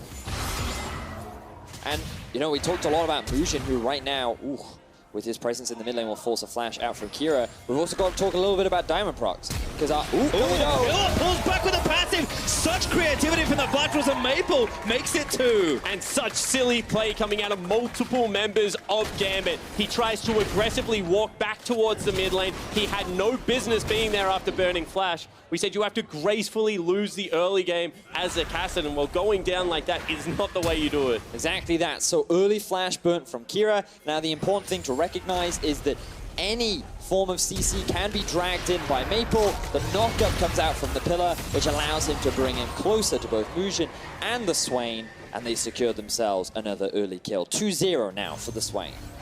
Certainly looking good there as Maple trying to take over this lane. We talked already about Kassadin's early woes. Mujin's going to make them even worse. Another route lands, the slow is there. The pillar coming in again. Kira's just dead once more. This time it's Mujin that gets the gold. Just camp the Kassadin. When his flash is down and he's not level 6, he has no escapes. And when you're going up against a pillar and the setup from Maple's E, it is so easy to just return over and over and over again. He used his TP to get back into lane. He doesn't have that available anymore. Maple is building a huge advantage in the 1v1. And whilst I'm not normally a fan of Graves just walking into my lane and, you know, queuing the wave down, Kira needed someone to help him reset that lane earlier. Diamond Proc's not there for his mid laner, was farming up for himself, and Kira now down 1,000 gold at only 5 minutes into this game.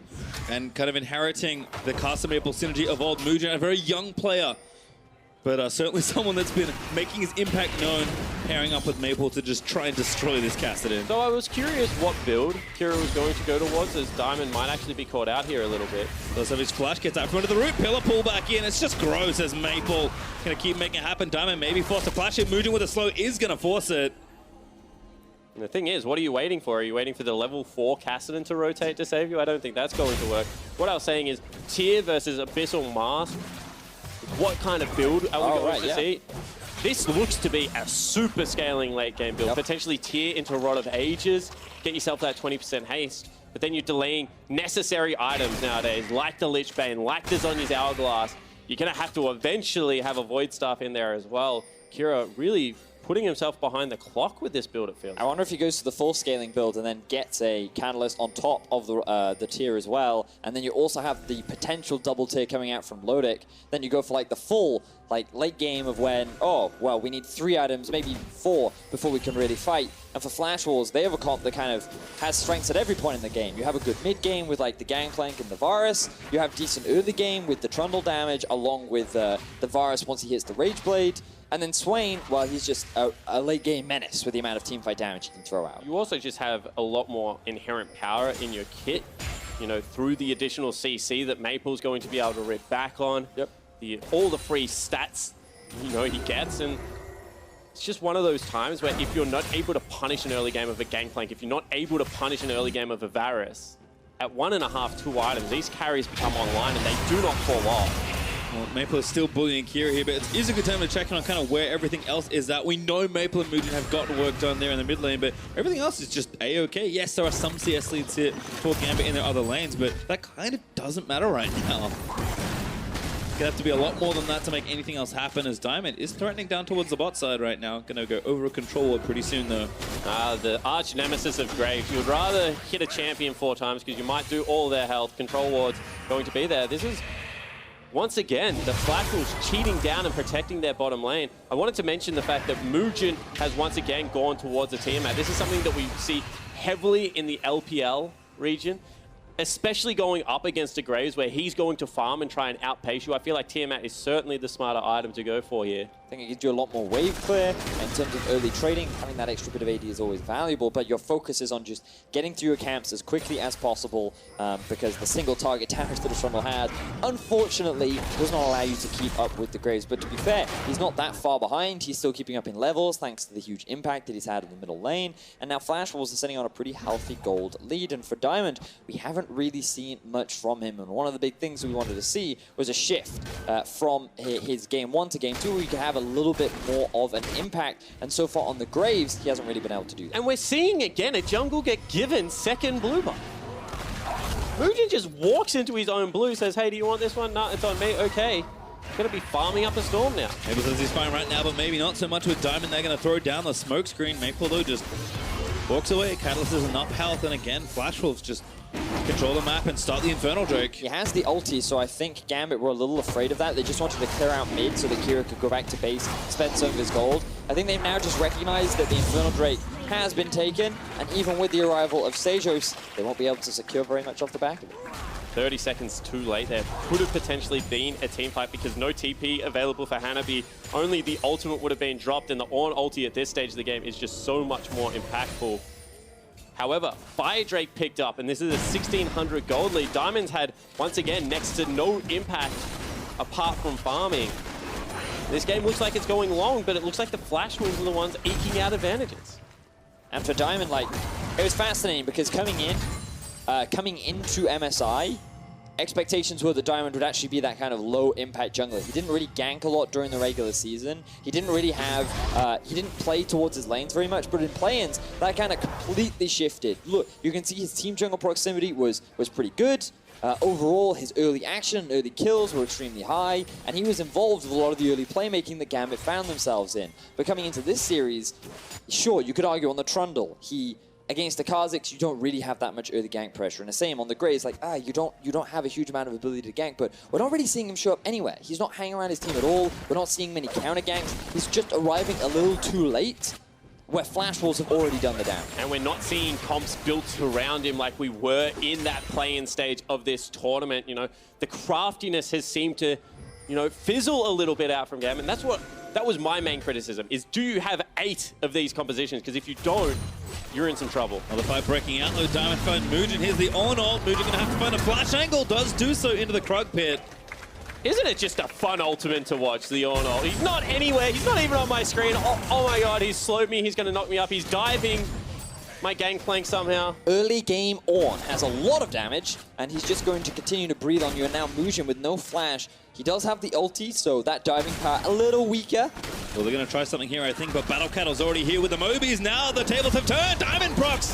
He knows too late that Mugen is just going to pick him up. The chaining of CC was actually super impressive there. Headbutts him into the wall. Pillar comes out pole. Diamond thought that with ulti with flash, he'd be able to get out of there, but that was not the case. I mean, what impressed me is the fact that Sword Art just seems to constantly have an impact in every game that he's in. This guy roaming all the way from base towards the top side of the map, using the early Moby boots to try and shut down any kind of early playmaking that Diamond is trying to make, enables Flash Wolves to get their 4th kill of the game and extend another early game gold lead.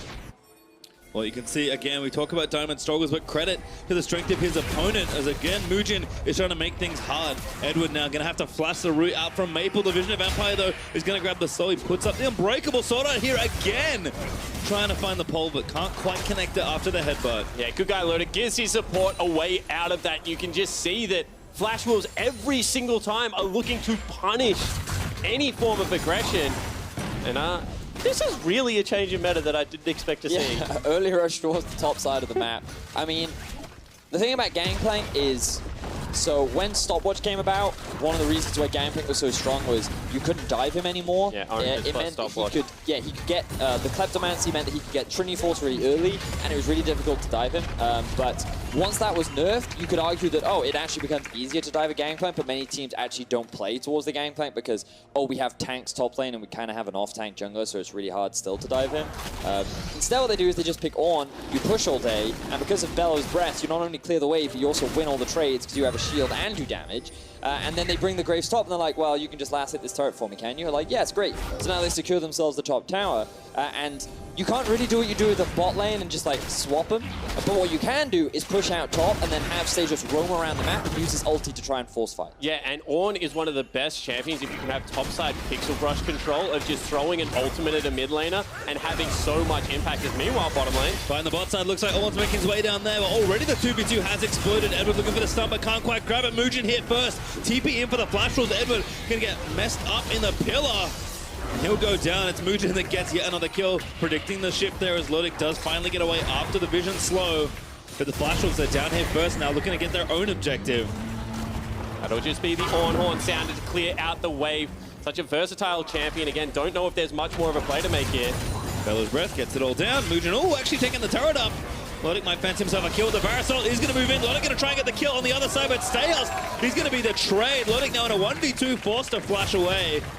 You can see the Mad Cow just sprinting down towards the bottom lane as well. Lodic wanted absolutely nothing to do with that. They do get their first kill of the game, but right now, Gambit are just going strangely aggressive. Yeah, it feels like that they're just trying to force plays when they don't have the vision to properly do it, and Flash Rolls are punishing them. Fortunately for Gambit, Diamond had just taken the Rift out and they were able to trade it for mid. Stasios doing his best to mitigate the pressure down in bot, enable him to finally get their first kill on the board, but it is Flash Wolves that are reading the map better and are shutting Gambit down in this early game.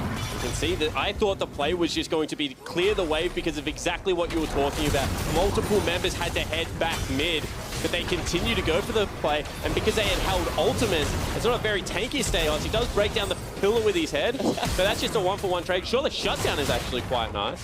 He's like, I will not be slowed, and then he breaks it, and then he's like, oh, I have to flash anyway, and then I still end up dying. But it looked like to him that I think he just did more damage than he was expecting because the tower ended up hitting the Trundle as well, and then he thought that he could keep going for the chase, and unfortunately, yes, it cost him his life, but Lodic got himself a kill. Well, it may not be pretty, but Gambit know after the last game, they do need to be a bit more proactive. So making it work in some ways here as the gold lead is a lot slimmer than you may expect from a 6-1 game. First two turrets helping out a lot. But it's an artificial gold lead because they've taken two turrets, they've forced in on play, and bottom lane looks like it's about to go down, and complete control of the bottom side of the map is now there. They also don't have the best wave clear to park mid lane once this turret does fall down because it's an Ezreal AD carry, not something like an Ashe or a Caitlyn that we would have historically seen. And I mean, Kira's not going to be able to sit there and clear it out. I'm also looking at these builds because we talked a lot about what direction Kira and Lodic will take. Right now, we've seen the Iceborne Gauntlet, as well as a bit of a trade in the middle lane.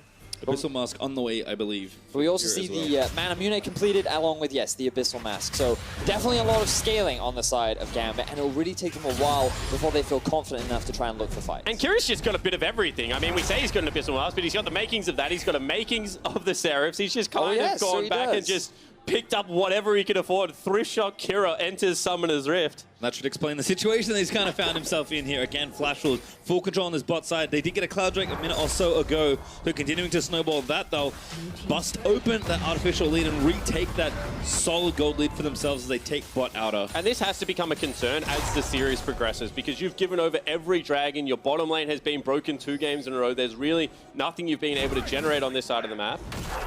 Edward goes for a calculated face check. So you have to think, is this working out, or is there a way we can generate some form of advantage down here? Fight breaking out somewhat. Diamond on the flank. Maple going to pull Edward in. Kira walks in. Needs a little bit more here. Stayhus lining up the flank with the on ult, but not pulling the trigger. I think they were a little worried because Lodic wasn't in the vicinity, and trying to force an engagement to Alistair Varus at this point of the game is always a little risky, especially when you're sitting on the double tier build where you can't guarantee that you would have the damage to win out on that fight. You can see that when Kira was chipping down at Maple, he needed 2 rotations, and only then was he able to take about just below half of his HP. So Kira doesn't have the most damage on casting. And Maple was just still sitting on that ult. The one thing that hasn't changed about Swain is how deceptively tanky he is once he goes into that demonic ascension. Still has himself a stopwatch. There was really no way they were blowing him up before that happened. Yep. And I think that Gambit have now realized that they need to approach this game carefully. They should ultimately win out the 1-3-1 because no one really goes with Cassinan in the late game in that regard. So just slow the tempo of the game down and ensure that you're setting up the map. It could be tough again. FLICKR have just shown such good control. With another Inferno on the way in a number of minutes, FLICKR will continue to play this very calculated style that maybe didn't expect, given how aggressive they had been regionally.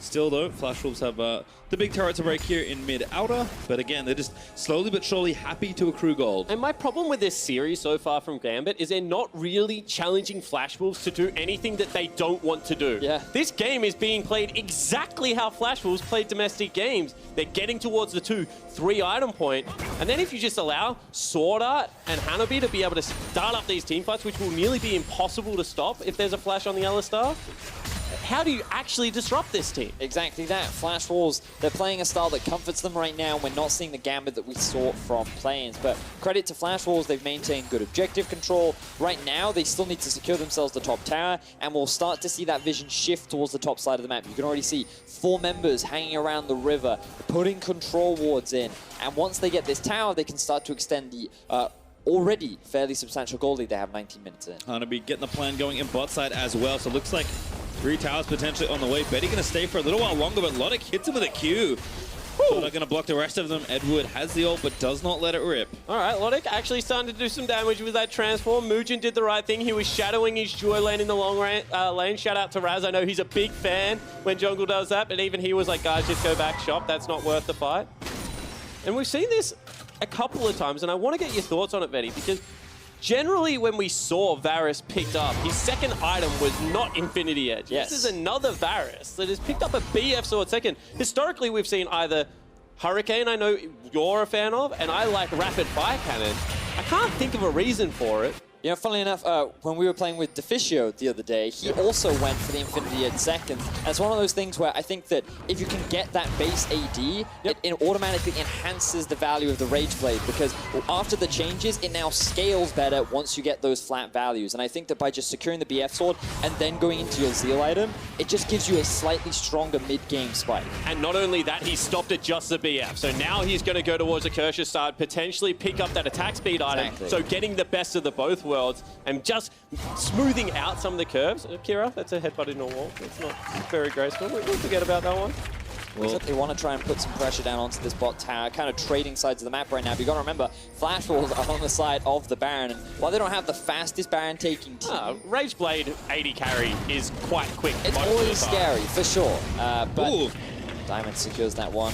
But it's also one of those things where if Gambit try to force a play on the top side, you have the Gangplank ultimate as well as the TP available. So he's not afraid of getting involved in the fight should Gambit try to force it. Map play's been good so far for the Flash Wolves as Betty in the side lane will take out the top outer. Infernal up in 40 seconds, and Baron, of course, available for the teams to consider. So Flash Wolves again just continuing to have complete control of the map. And I think Spawn, I see some frustration because Gambit is just giving it to them. It's not only that, it's just how frustrating would it be to play against Sword Art? You walk into the jungle, there's just a cow randomly sitting in your path. You don't know if he brought his pet troll with him. You have to walk the long way around everywhere. And Sword Art just earning that veteran status, that craftiness that he brings to this Flash Wolf lineup. It looks like it's really frustrating Lodic and Edward out of their own areas and securing additional farm for Betty. And during their finals, Sword Art was such a big playmaker. He went Morgana, Alistair, Morgana, and he was so pivotal in turning fights in the team save. We saw it in game 1, his flank on the Rakan, getting into the backline and getting a 4-man ulti into knock-up combo, winning Flash Wolves the fight. And when you give him this big comfort pick in the form of an Alistair, you can't help but be afraid with the team fights that are yet to come. And they Need to be patient here, Pastry. It looks like they want to fight, but they want their Cassidy to be able to join first. That's why they're getting a little bit out of position. However, Steos now has a huge flank. Yeah, Betty's on this, and here comes the Ornat, finds Brittle on 3, gets a 3-man knock after it all. Betty actually gets almost fully chunked by the Ezreal ult, and they're going to follow it in. Swain does pop the stopwatch, and now the GPO is going to try and let them move away. Edward taking up the front side, but they can't really run through that choke safely. But that'll do. That'll get them the Fire Drake. Does not look like there's a way for Flash Wolves to get back into this one. And the Ornhorn is just so valuable in these parts of the map. And it's the fact that Flash Wolves tried to go in with an engage with Betty's ultimate. They missed it. And with that gone and Sword Up, running the boots of mobility and not getting that ideal flank, Gambit were more than ready to go for the re-engage. They had the much better setup, and now finally they secure themselves their first Drake of the series. And Fire Drakes are going to be pretty important for a Cassidy Ezreal comp as they continue to he's scale completed up. items now, He has. He's got a couple of them, and he is continuing to, you know, get towards the 3-4 item stage. I think it's actually going to be 4 this time. I love to say Cassidy 3 item. However, we haven't seen a second tier picked up yet for the Ezreal. Looks like that's not the direction he's going. It feels like Blade of the Ruin King is the difference. Oh, interestingly enough, Kira's actually decided to max his W and E before his Q, which is quite an interesting development. Typically, I see the Q max for the lane power, but I guess considering how far behind he fell, and he doesn't think he's going to get that many strong trades against the Swain, he instead prefers the wave clear value of the E. Historically, you kind of valued how tough a lane is based on how many points you needed to put in your Q. There were some lanes that you could just put 1 point in, like a Twisted Fate lane, and be absolutely fine. Wave clear becomes incredibly important. So obviously Kira just thinks that the damage that's going to come out of Maple fairly predictable and doesn't value that. It's fair. Well, map's still looking a bit constricted for Gambit, and again, Baron is getting more valuable as the minutes tick on Steos right now down the bot side of the map as both top lanes with their TPs are trying to pressure on their respective turrets. Steos just doesn't take damage. No, he's having a good old time. Like you said, shield plus damage is pretty good ability for trading, and Steos going to try and make it a solo kill. Kira going to come down as well. It's a 2v2, making it a 3v2. Sorta with a clutch headbutt pole as Hanami flashes out of the way. Kira, he smells bother. He knows now that he has to run away. Kira around the slow roof walks back towards the safety of his teammates. And that is so much expended for a random fight that happened between two top laners. Flashes burnt from both of them. Ultimate's gone. But you can just see Steos, until any further damage items come out of Hanabi, is more than willing to fight the Gangplank. That was pretty hilarious. Just both top laners going at it. Both had to burn their flashes. Both mid laners TPing in to try and save the day. Will not secure in any major objectives game. But Flash Wolves, they're getting a bit of control now around the Baron. Sword Art is in a dire situation. I think a Rift Walk back in, and now Sword Art pop the ulti, and is looking a little low. Nothing left to really save himself. Ending with the ulti, and there's Diamond! Gets the assassination with collateral damage. Now Mugen getting aggressed on his Steos back in the front line. Gets a knock-up. They're going to try and take down the jungler. That could be Baron, but Maple, he's broken the ulti and charging up the Nova. Lodik cutting back around as Steos does fall. Vision of Empire also a good tool. Flash Wolves barely escaping with a trade. Yes, the front line ended up dropping for Flash Wolves, but their damage dealers were still primed and ready to go. Stasios drops. Kira doesn't have the Zhonya's yet. He'd already used the shield, and Gambit just overcommitted to what was already a good-looking fight. And Maple was clutch. He just went into Demonic Ascension again. We're going to see it. This starts with Sword Art getting caught out. It looks fantastic. Lodik just looking for poke over the wall. You can see he's doing damage. I thought with the ulti from Edward that this team fight was done and dusted because they are standing in the middle of the Braum ultimate so slow. Mugen also falls down, but forward steps Maple. He's creating such a huge zone for the team, and the damage that is coming out of him is sick. Yeah, I mean, you also have the Gangplank there just wailing on them from the backline, Betty as well, and just the focus from Gambit was just on killing Mugen rather than on trying to do it was actually the Gangplank Gangplank that did it. So what I wanted to point out was that Gangplank, after that skirmish, like, you know, where he was whacking him, went back and bought an immediate Last Whisper. Yeah. He was like, I'm sick of this crap. I don't want to hit this guy anymore. He's just too damn tanky. So he just went back and bought the Last Whisper, which we don't normally see because Gangplank's barrels do shred through armor. However, so much of the trades are now based around auto attacks in this split push. I wonder if this is more of an old school Gangplank build. It's not. I was going to say, does he go for something like a Phantom Dancer? Is he now going for a Yomu's Blade as well? I think so. Looks like it. Trying to get a bit of the Lethality in there. I feel like the Lethality will lose its value later into the game. Yeah, I feel like he definitely either should have gone towards crit which we see, you know, Infinity Edge into Essence Reaver, or something like the Phantom Dancer Infinity Edge, because it does seem that Stehos is willing to sit there and punch him a little bit. Personally, I'm rooting for Duskblade, but pretty unlikely to ever be there in the top lane. Again, Gambit need to reset this map and kind of get things moving, but still with the game plan growing in strength, and Kira now down here. Different side of the split push perhaps as Gambit do look to set up this map and try and claim the Baron. They do love to play around it. And I want to take this opportunity to just run through some of the items that have also been picked up on both sides, because like Zonya's now finished for Maple. He was already hard to kill. Now he becomes even harder. You can still lifesteal while you're in that stasis form. And look, Betty now 2 items into his 3rd item, Infinity Edge. And once he hits that, this Varus becomes terrifying. So I feel like you look at this teamfight squad for Flash Wolves, and given how Gambit as a team love to fight, I feel like this time round, they are not the ones with the stronger 5v5. Ooh. Edward just gets a shield up in time, but he's in trouble. This is so much CC. He's dead already before he can hit the ground. A knockup is going to find 2 after the Ornal, but Sorda just walks away. Yeah, Lodik is doing a fair amount of damage, but his front line is continually falling down. Kira going back in again. He's trying to charge up the Riftwalk stacks. They've got Maple's ulti. Now they can maybe kite it out and try and find another kill after it wears off. I feel like Kira's really struggling to have an impact in these fights. Good knockup from Stejos. It actually finds the 80 carry. Betty low. Now they're going to go with it. Maple. Burns is on his Sorda taking it up, but Kira already dead. There's just too much. Flash Wolves too far ahead. We're going to score a triple. Looking now for the Quadra's Diamond. Could be the next one to go. A flash Q there from Maple. The ace is completed by Hanabi. Betty aggressively flashing forward over the wall, just looking for kills, and Flash Wolves clean house on the back end of their 2 carries. 2-0-6, 4-0 and 5, having huge games. 4-0. 4 right now are dead for Gambit, and the Baron is in the eyes of the Flash Wolves. A convincing team fight that's going to solidify a very strong lead in this game. And this is a guy that we wanted to track. We said, is Betty going to be the liability that he has been in previous events? Is he going to be able to rise to the occasion?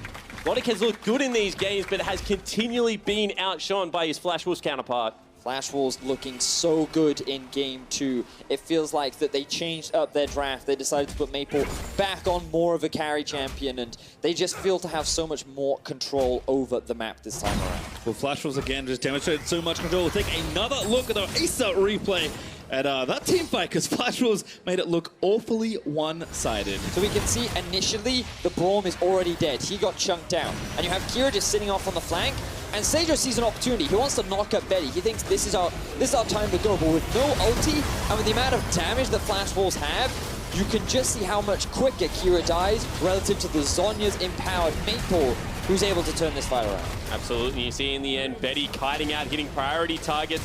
In Kira, flashes over the wall, picks up Lodik with a huge crit. And the fact that Edward was not there meant that the Gangplank barrels no longer were being blocked, and they were blowing people up. Well, the gold is starting to get out of control. The Flash was 7,000 gold ahead, and Gambit, we said it, they are a Baron-centric team, but that cannot be your whole game plan. Apart from a straight Rift Herald here and there, they've been practically shut out of Dragons, and Flash Wolves have just been better on the map so far. Gambit needs something else, not just in this game, but in the series as well. And for the Flash Wolves, this is such a big confidence game, because you gotta remember, Mujin and Hanabi, the new faces on this roster. Hanabi just a rookie, and for Mujin, yes, he played in the Challenger Series in Europe before, but still a fairly experienced player. They're now taking it to Gambit, and they have their eyes on the inhibitor. Siege busting GP ult's gonna give that inhibitor turret over, now exposed on the bot side, but I think Flash Wolves looking frisky, might even fancy an engage. Why not? At this stage of the game, Kira still knows on his Hourglass, still no level 16. He is just trying to secure farm for himself, and the base is falling around the pressure. Flash Wolves will decide that that is enough and go back and get a shot, but until Kira has a couple more items, this game is still incredibly hard to fight. Cloud Drake as well, they can pick up for a bit of extra credit as TP in from Maple just to get the wave back in their favor. Flash Wolves again approaching that 10,000 gold lead right now, sitting at 9k. Gonna make it 3 Drakes, 2 Clouds, and an Infernal. And the snowball just keeps rolling here, Spawn. And I just feel like they're so at home. This is the style of League of Legends we've seen Flash Wolves play. You know, slow start, get our items. When we have items, group up, look for our team fights, give initiation tools to our jungler, to our support player, and they haven't been forced off any of those picks. The game plan has not changed whatsoever. And Gambit going into game 3, because that looks like where this is heading, need to find something. Well, Hanabi, level 18 now and again playing. Sword Art's behind him. Yep, Sword Art, unsurprisingly, is there to help his team. How many blinks does Kira need to survive? The answer is it doesn't matter. Petty just takes him down. A 3-man run from Flash Wolves. They push down the top lane. Sword Art's one of those players that you don't know whether he's a genius or a lunatic until you actually see how the play is like finished, because he just ran through the jungle. Obviously, a small amount of vision, but there could have been anyone waiting there, and just absolutely goes for the huge flank one more time. Now Flash Wolves grouping up as a 5-man unit. They have game 2 set in their eyes. There are very few obstacles that stand in their way, and Gambit, they might go for a last-ditch effort, but their goals right now are just on the wave clear. All over but for the crying, I think, at this point. The Flash Wolves build another insurmountable lead, and we're going to try and play it back, but Stayos gets melted. Mujin able to claim credit for the kill. Had to be tanking up the tower for a little while longer. They're trying to get through the backdoor armor. They will take it down. Will expose yet another inhib, and Gambit now playing 4v5 defense. Flash Wolves with such a great dive, but now the TP flank. Here's the play they need. They know they need to make Kira the only level 15 and try and make something happen. He wants Mabel, but he can't grab it. Gets destroyed by Hanabi. And now the chase is back on. Edward gets clipped for the Vision of Empire slow. Logic in there as Betty dominating, takes down the Braum. In him, likely ignored. They're going to go straight for the kill here. It does not matter. The Nexus turrets are already under fire, and the Flash Wolves looking to close out game 2. Again, they need to pick it up before. They want to represent better on an international stage, and they are one game away from reaching that goal. After they dive, the odd Nexus bound also. Flash Wolves with a clean, calculated game. We saw so much roaming from Sword Art. We saw Betty playing phenomenally in team fights. We saw the early camping of the middle lane. You know, coming into this series, there were 2 big things that we knew about the Flash Wolves. Number 1, jungler likes to hang around with his mid laner. Yep. And number 2, this bot lane likes to be aggressive and they like to make plays. And Gambit have given them all of those options twice now. And so far, it's been working for the Flash Wolves. And the big thing for me was we thought that the responses out of Gambit would be there. Diamond, once again, looked to be in form coming into the playing stage. Kira looked to have added another string to his bow. These 2 players that historically had underperformed on the international stage were starting to ramp up, but unfortunately, against a classy opponent, it seems it's just more of the same. It's just like Gambit are not playing the way they did in play-ins, right? We're not seeing the creativity. We're not seeing the early playmaking. I'm a little disappointed because I expected a little bit more from this Gambit squad, but for the Flash Wolves, things are looking up and up. They only seem to be getting better and better from game to game. And I think that that's where you have to focus in on, because it takes 2 to tango, and I feel like the Flash Wolves right now are just starving Gambit out of any aggression. They're slowing the tempo of the game. They are waiting for their plays only and executing on them well. I think we saw 1 mistake, which was the Dragon team fight in the choke, but apart from that, nearly flawless League of Legends coming across, and if you can't push teams, then you cannot create those advantages for yourself. With that, it is now do or die for Gambit when they step on stage for Game 3. The series continues after the break. Play, Maple coming up, he's got the ear, great pulver, the Flash is going to pull him back in, and first blood goes beautifully. Gonna try something here, I think, but Battle Cattle's already here with the Mobies. Now the tables have turned. Diamond procs.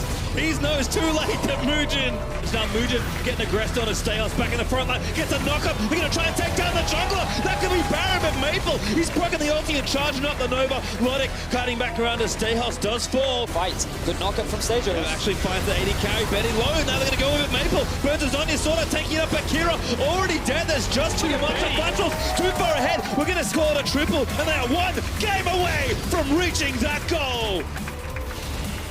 After they dive.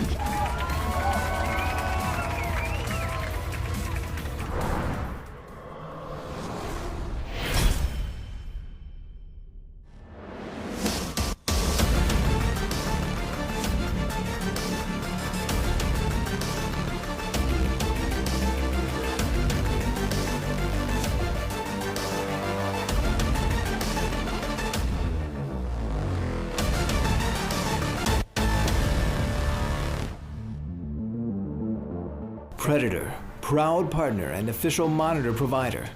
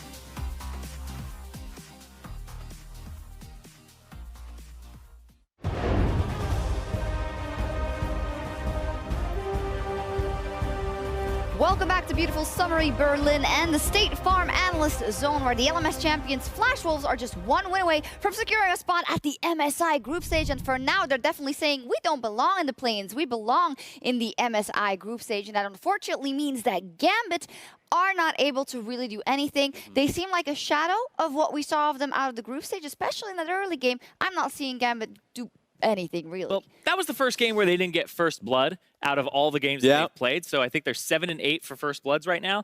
And I think a lot of it's composition. I think a lot of it is the draft. Gambit are putting themselves in late game situations. And at least in the first game, I was fine with it because game 1, they had a good strategy of being able to elongate the game. It was game 2 where you felt like the plan wasn't coming through because the lanes themselves was kind of falling short. Like, oh, we heard you don't like our scaling. I'm going to pick Kassadin blind and wait even longer to put something up on the map. So that game plan, we can talk about it a bit later. It's not working out. And on top of that, for the Flash Wolves, it is working out for them in the early game. Muujin, the new guy, we had some question marks. Is he going to be like Karsa? Karsa brought so much to that lineup. And until now, I think we're pretty impressed with what he's been doing early on. Well, it's him plus Muujin, and it's Muujin Maple, right? That's that combo. Without Karsa there, doesn't seem to matter. They still had in that first game, they had good synergy. Muujin came up, stole the Baron, won them the game, and then in the second game, his synergy with the Trundle pillars into the Swain pole decimated Kira pre-level 6. It's exactly what you need to keep the Kassadin down. I love how I saw the 2v2. It was kind of Karsa-esque in the sense that the compositions they're running is a lot of the Karma Lee Sins. This one was Karma and Kha'Zix to allow Muujin to thrive. That was what I love to see, but it got a little bit more further. I'm not saying that it was better than the combination, but it has a new flavor where Muujin is a lot more willing to go for the aggressive plays later on in the game once they have the early game leads. So this is interesting to see if they can continue on in this pace and if this is the new style of Flash Wolves. I love how you say Karsa-esque, Kafka-esque. I mean, it is an art. Jungling nicely is really beautiful to see. What I was jungling is hard. I just hear jungling is hard, and I'm like, thank you. In any case, as we talked about the jungle and the mid lane, I do want to talk a bit more about the mid lane. We had the question marks for Kira. Will he be able to do internationally what he's done in the LCL? Unfortunately, the answer so far is no, but I want to know from you guys how much of that has to do with the picks, how much of it has to do with the lack of pressure he's getting from Diamond, and how much does it have to do specifically with the skill gap between them? So for game 1, it was the pick, but I liked it just because it's double TP looking to protect bottom lane, and he's taking a poor matchup, Karma versus Cassiopeia. That's not going to work well for him. Game 2, it's a little more interesting because it is all hinging on the jungle attention, because if he doesn't get the Graves coming into his lane, then a lot of it does fall through. He's a Kassadin, he's going to get pushed in, and if they fall short, then that's a Kassadin Ezreal. They don't have wave clear, so it's incredibly risky on the early game, and all centered around jungle, the attention that he didn't have versus Muujin. Yeah, and to answer all three of your questions, yes, I think that it was the draft a bit for Kira. Yep. Yes, I think there is a big difference in the way that they're getting attention from the jungle. And I also think, yes, there is a skill disparity there. I think Maple is a better player than Kira, especially on the stage today. And he's going to look even better because the fact that the team is actually giving him resources and playing around him. And we aren't seeing that for Kira because he's playing these scaling champions. Yes. So, I mean, hopefully we can see at least one of those things mitigated in different picks for Kira going forward. However, when you talk about skill disparity, when I look at the bottom lane, I think Sword Art is also someone that's definitely been stepping up. Now, I'm not saying he's all around a much better player maybe than Edward mechanically, this or that, but it's not just about that. It's about what he does with the vision. It's about the way he moves around the map. It's the way he ganks actually on his Alistar in last game and all the moves he's able to make. Yeah, so 100%. You already mentioned it. The fact that he's moving towards the top side of the map when they recognize the dive is coming through, that just means communication is there for them. Remember, Sword Art is the member that's the veteran in the lineup, the one that's remained true from old Flash Wolves, and they're performing well in international tournaments to the Flash Wolves today. So he was the person we were looking towards and saying that he should be performing in this fashion, and he is. Yeah, he's the person who pulls the trigger, has the veteran experience, makes those plays. And I gotta say, he is reading Gambit like a book. The level 1 where he came in and knew that Edward would come through that route completely shuts him down. And I also love that the Flash Wolves still have that happiness they're known for. They're always very happy after they make the plays and you see it. And it seems that that spirit is still alive. And who wouldn't be happy if you're up 2-0? But then, Zyrene, you had the 3-2 prediction in favor of Gambit. So tell me, how is Gambit? Thank you. How is Gambit going to win 3 games in a row? I don't think they are, but I will tell you how they do it. They stop picking these mid laners that are rough with scaling. You need at least one power point in the map to transition pressure to scaling lanes. Normally picking 2 things that scale is really rough in the first place. Usually have like an insurance policy. Yep. They're picking too much scaling. So I say dial it back, play compositions that have lanes that affect each other, like the GP, or take the GP away and allow the game to just slow down, because we saw 6 early kills come out for the Flash Wolves, and that spells the end of Gambit trying to scale. So just slow the game down, pick a little bit of scaling, not as much as they have been. And you're on course if that happens for your prediction to come true, Raz, because you had a 3-in-1 for Gambit. But overall, it looks like Flash Wolves is just head and shoulders above Gambit right now. They are much better. We have to see if Gambit can turn it around or if the Flash Wolves can close it out as we send it over to the casters and get us into Game 3. Thank you, Shocks, as it looks like rough goings for the lads over at Gambit. Flash Wolves just prepared, clean, looking good, everything's firing. I mean, whatever superlatives you want to use, you can kind of apply them all right now to the Flash Wolves. And when you have individual players outshining their counterparts, and then what is a better game plan going in, you will win majority of your games. And I think that's what Flash Wolves are showing right now. However, Gambit have thrown curveballs in the past, and I think it is time to dust one off right now and try and get that going. Let's get some cheese, right? I know we don't like using the term, but we saw the lasers from the sky in the darkness comp. Like, we've seen some cool stuff from this team before. Gambit was the guy that revolutionized jungling many years ago, and right now he is being kind of pushed around by the young Mujin, who was formerly in the Challenger Series in Europe, and now first split on the Flash Wolves. And I think that there are tweaks to be made, because there is a slow tempo being played right now. So, you know, go back to things like the Jhin. Try and create the team fights and try and get the game degraded and scrappy at the earlier stages. Because if that begins to happen,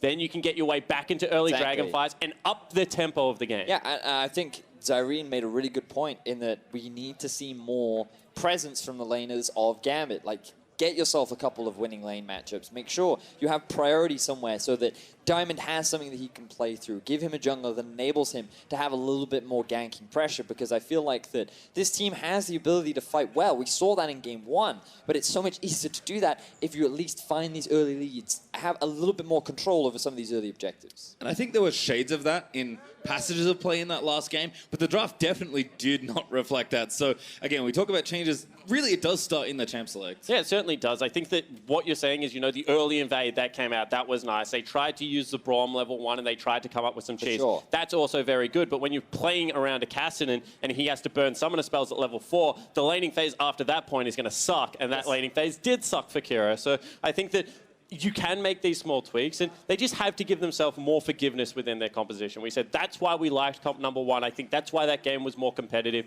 When you're running around with things like Maokai, it is much easier to execute upon game plans, and I would like to see them go back towards. So Flash Wolves, they only need 1 more win. Gambit have got to find themselves 3 and get the reverse sweep. You imagine that there is a pretty hefty weight on the shoulders of Gambit right now, given they had such a dominant play-in stage. They wanted to go into this series and put up a good fight, and while everyone was afraid of the Flash Wolves, Gambit wanted to leave with at least a good showing. Yeah, potentially there are still questions for the Flash Wolves as well in this game to be answered, because they haven't shown anything outside of the LMS. So there is a potential that teams could be looking at this and saying, you know what, they're the better team on the day. They have come in and played their style, but they haven't really shown me any of their adaptations either. We've seen Hanabi have some good games, which weren't necessarily always there in the LMS. However, still want to see Maple step up and continue to carry out these games, and I still want to see Sword Art's creativity coming to the forefront. Well, so far so good at the start of the draft. Anivia gangplank the change there as Gambit have banned away Skarner. So first 2 bans remain the same. I do like the,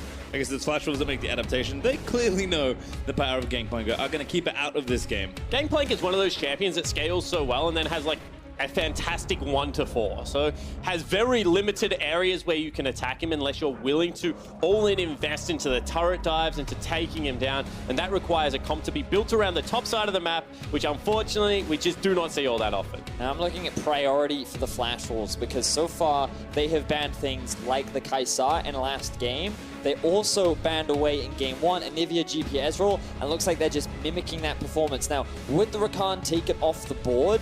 I don't suddenly imagine that Sejuani becomes their first pick, but that doesn't mean that a Trundle or a jungle pick is out of the question.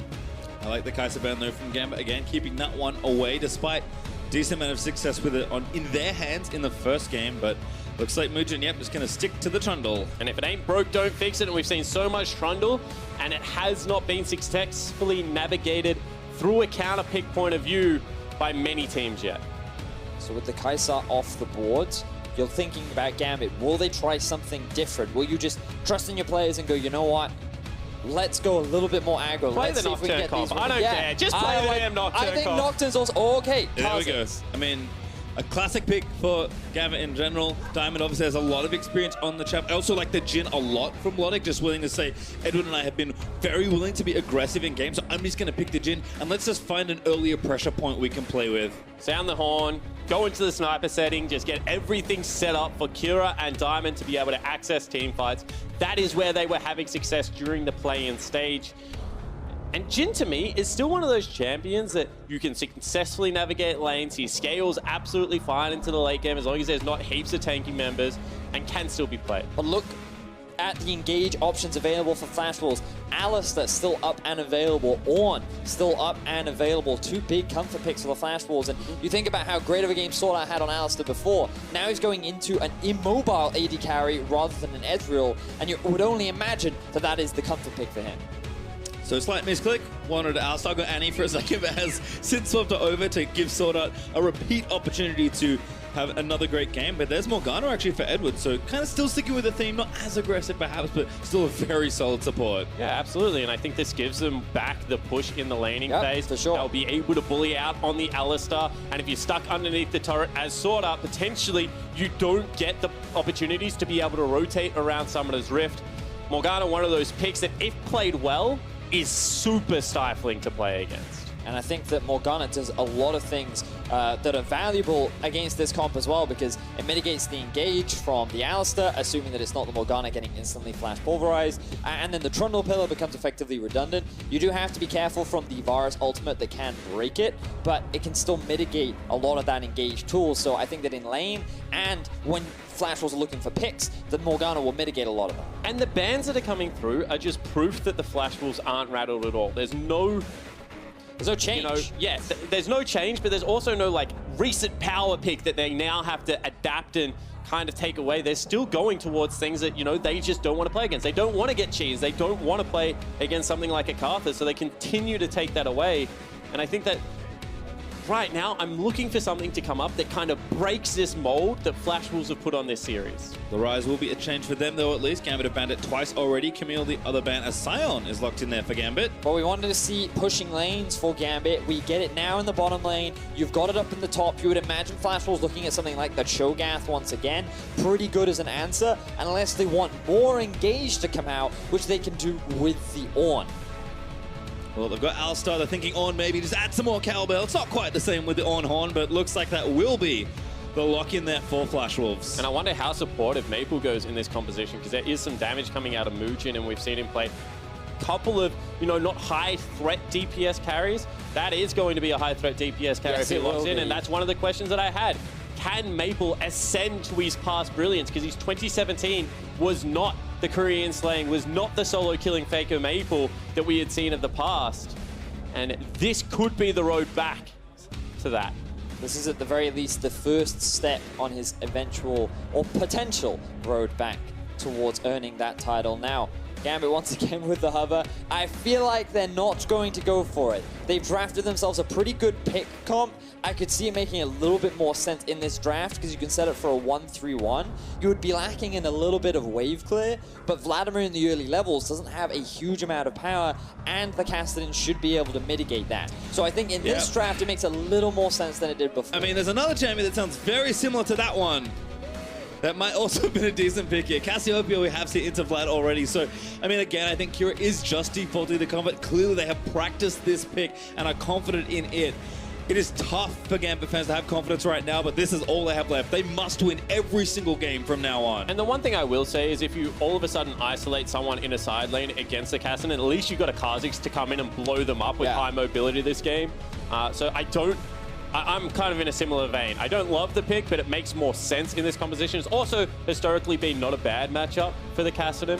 But I do think that with Gambit's comps, their ability to force more skirmishes is a lot stronger. This is exactly what you wanted to see, Spawn. Can we see a little bit more early action from Gambit? Try and force a couple more plays in the early game. You have a few more winning lanes this time around. You have more options available. The emphasis is on Diamond to make use of the tools that he now has been presented. And again, I think Gambit have shown, you know, even though the drafts are changing up, it needs to reflect in the play. Game 2 had shimmers of that here and there. But I really just need to just get in there and just suck it to the Flash Wolves. They need one big kind of shaking, changing moment. And I think the Flash Wolves will not respond well if Gambit can really bring some pressure. Because, again, they've been kind of kicking their feet up, playing the relaxed style they prefer. And while Gambit do have tendencies to play slower early games, they know they cannot fall as far behind, or else this game's just going to get erased from the history books and Flash Wolves will stroll on down to a 3-0 sweep. They just need to get control of an area of the map and continue to revisit it. We've seen Flash Wolves be way too calm.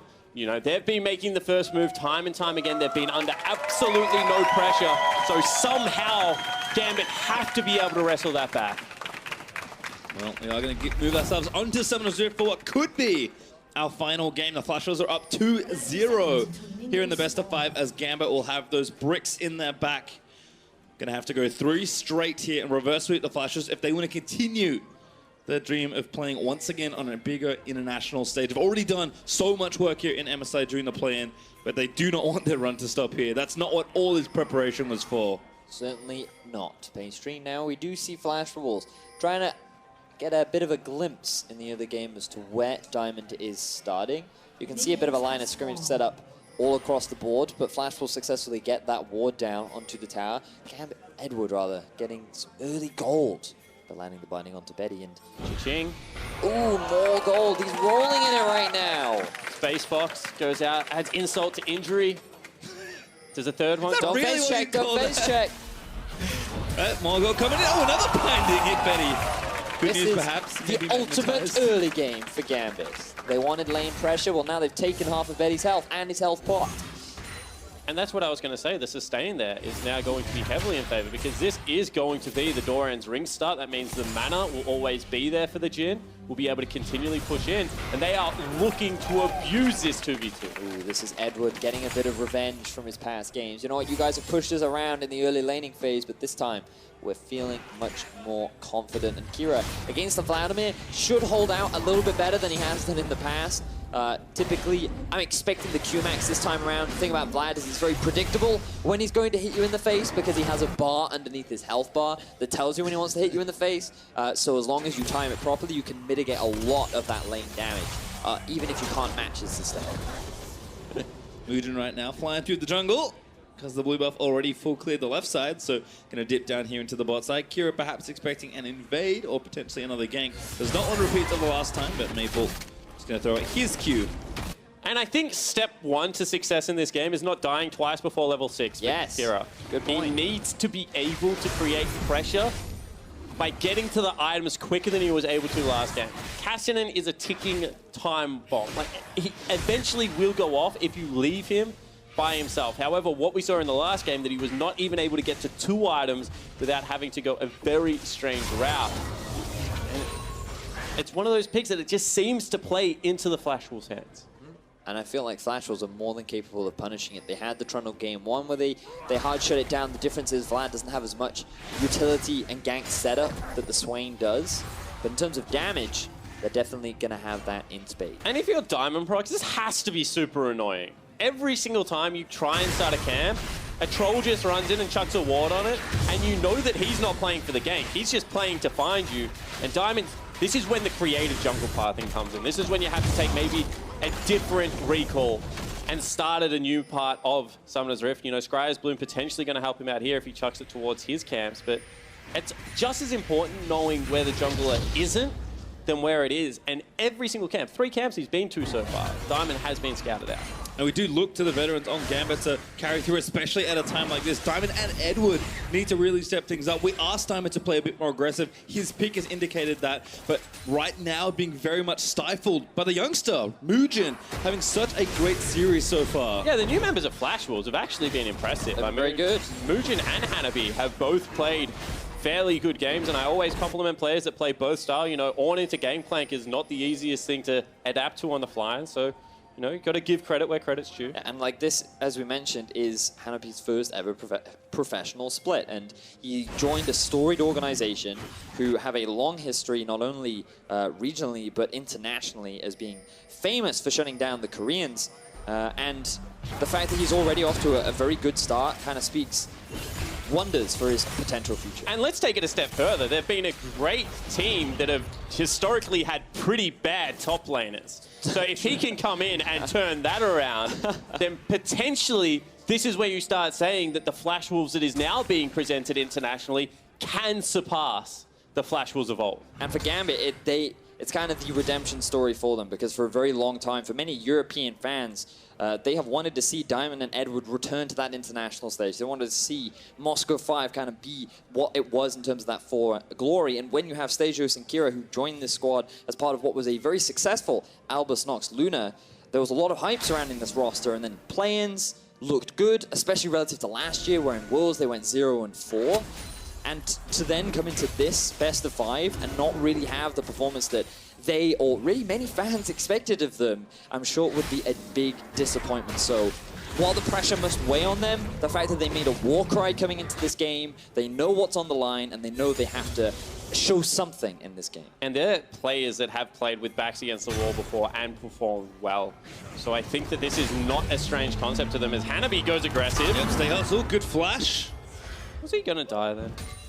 I think he was worried about potential junglers because he has absolutely zero vision on the top side of the map. So because Mujin was not spotted, he was like, right, if he's going all in, jungler's probably here, I'm just going to flash for the safety. Yeah, absolutely. Did not have the ulti because I was like, why didn't he just ult out? Didn't have mana for it. Ah, okay. So I was like... The ultimate feels bad, man. Yeah, feels bad, man. Diamond in level 5 though, he's going to run into the Trundle. Diamond heeds your advice. He's waiting. Who will face check first? Oh, there's a ward in the brush. Never mind. Kira is playing this so much safer than what he played game number 1. The lane was pushed up, but he knew there was something in that brush, so he just backs away, plays it nice and safe. I like it, Pastry. That was the condition for him to get Cassin again in the draft, I think. And things have certainly gone better. Diamond now bot side. This has been kind of the bright start early for Gambit. Where's the ulti? Look at Sion, he's in the bottom lane as well. Here we go, charging down the bot lane. I think they have to know what's up now. Sorta barely gonna miss beating a binding of Betty. About to get drifted up. First blood charging straight in. It is Stayhouse onto Betty. Now Sorda and Hanabi are gonna try and defend under the turret, but Gambit, they want more. They can feel the fire back in. They're gonna try and get aggressive. Sorda's the target of a Diamond. He tanked one too many shots. And now Hanabi is gonna go back in onto Stayhouse. Flash was going to trade there. That ends up being a 1-4. Now look at how low Kira is. Whoa! Flash Mujin forcing the mid lane. Alodic, he's out of there. He's still in some trouble though, because Mujin's going to cut him off. Out of there for how long? No way. Like, all right, do I bait? Do I bait? I have to leave. Please don't chase me. Maple's like, yeah, you're donezo, mate. You're going to flash in, get the Ignite Hemo flag down. Alodic is like, Yep. Maple with a kill. Oh, Mujin, another aggressive. Oh, no. Flash Wolves are just imitating Gambit style. You want a Flash? We'll Flash too. Oh, the Flash Wolves turn out amazingly after Gambit tried to force a play. The counter engage from Sorda, the collapse from Maple, everything falls apart for Gambit as they just get too greedy under the tower. Yeah, and I think they just did not execute well on that dive. Stayhouse, the tankiest member on the lineup, drops aggro. Diamond picks it up. Level 5 bug gets squashed in the bottom lane. Then he walks back through the turret, takes 90% of his health, cannot go for the withdraw at the same time as his 80 carry. And it looks like Sword Art really wants to just dig the heels in. Back to where he almost is, roaming in another lane. He's not even level 6, but he's not going to need it. There's the no flash Scion about to get chain CC'd for a very, very, very long time. Hanabi grabs it. And you know what Sword Art's saying? He's saying, if you come to my lane, whoa, not gonna lie. If you come to my lane and gank me, I am more than happy to return the favor, my friend. You ran the choo-choo train over my 80 carry right here, but you know, who can play that? And I'm going to mimic you because here we see, woo, the counter engage into the bottom lane. The Scion, the beautiful drift, gets a kill down onto Betty, and this is great.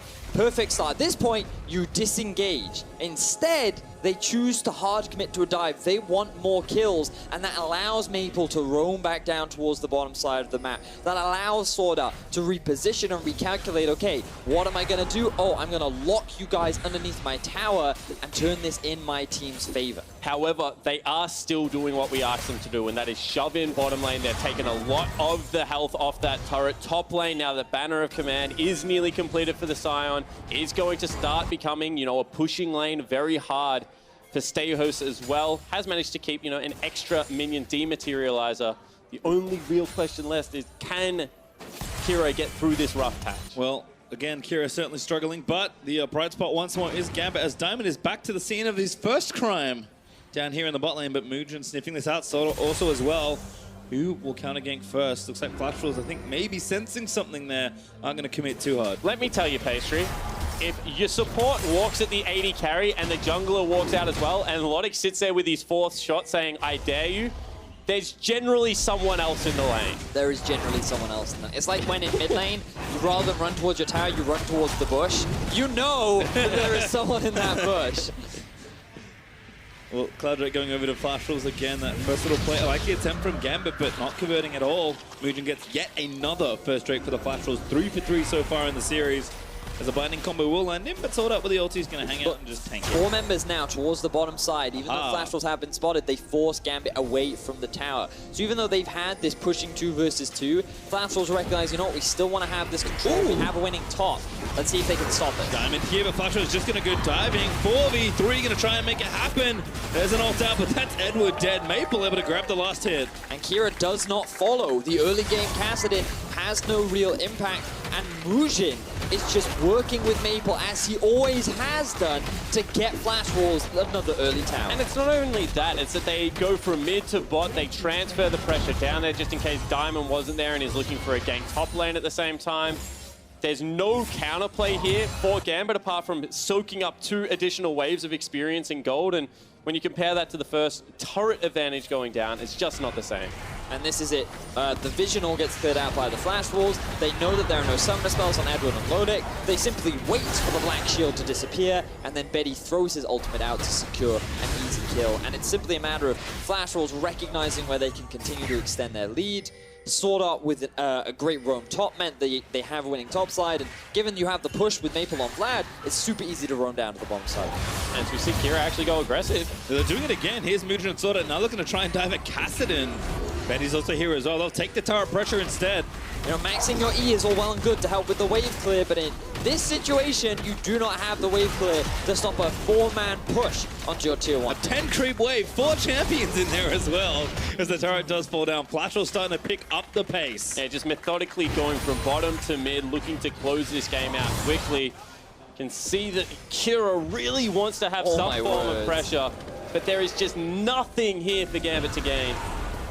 Sword Art's just happy to go back in again. Mugen with a massive pillar onto 2. Edward trying to find him with the pulverize. Just going to delete one. Mugen able to get Edward. Silence unstoppable. Chasing the ball out of the ring. But Red Buff going over. I mean, Gambit is running out of stuff to do at 12.5 minutes. Yeah, this game is getting very ugly. You can see Flashfulls just confident play after confident play, walking in as a unit and daring Gambit to do something. Oh, for Gambit, this is definitely a rough early game. They tried to be proactive, and Flashfulls said, well, if this is what you're going to try and do, we will crush you at it.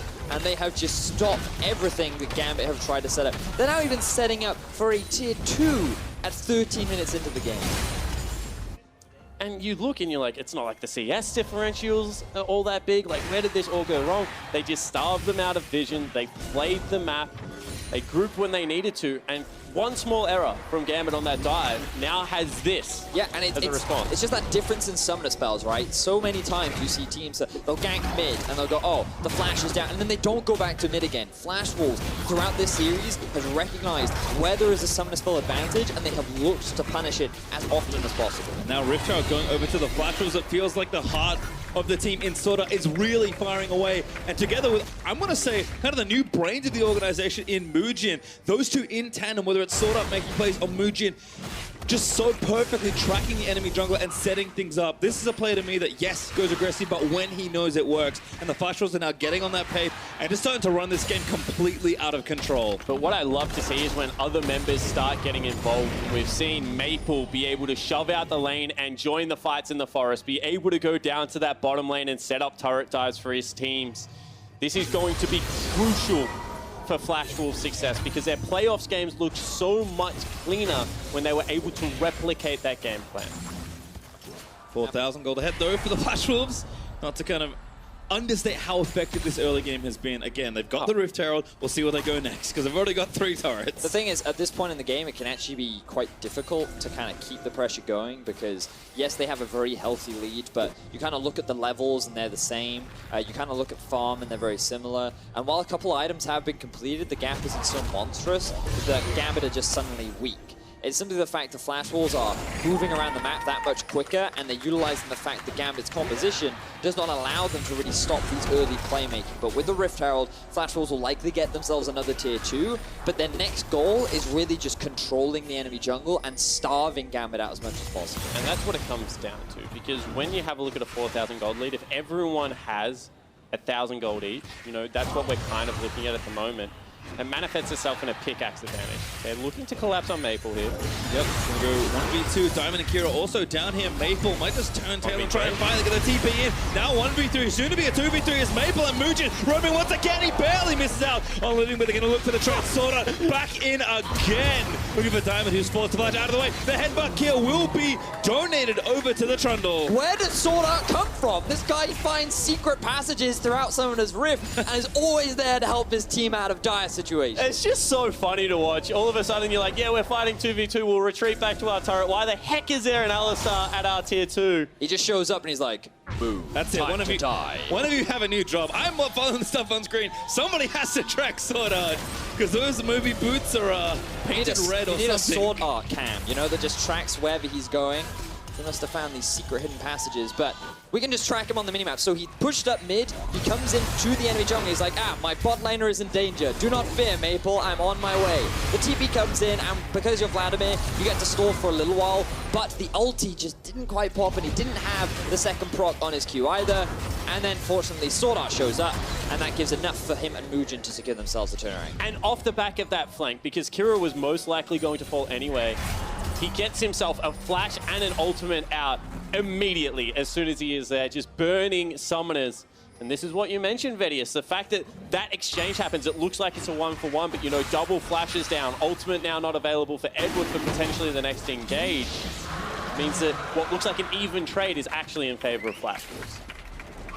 Right now, just owning the control of this Rift. They get themselves a second Drake as a result. Ocean given over as well. I will say one positive is that they've been able to actually get Kira into a side lane much earlier this game. And they have a Jhin, not an Ezreal, so they can clear out mid lane wave for a very long time.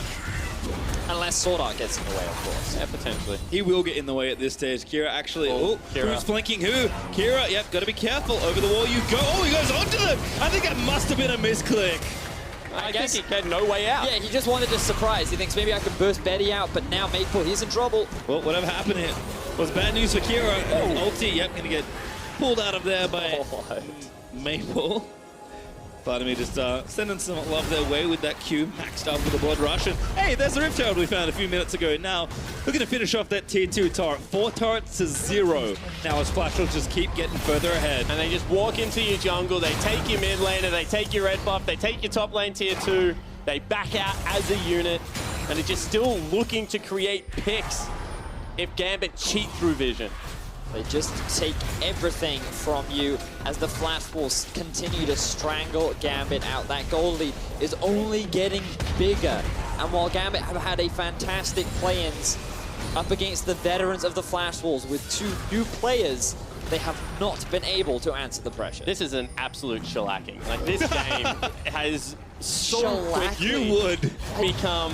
What is a shellacking? Like a really one-sided affair. I see. Yeah, this game has very quickly become like a hole that Gambit will struggle to dig themselves out of. You can see that Stehos is trying to maintain one of his outer turrets.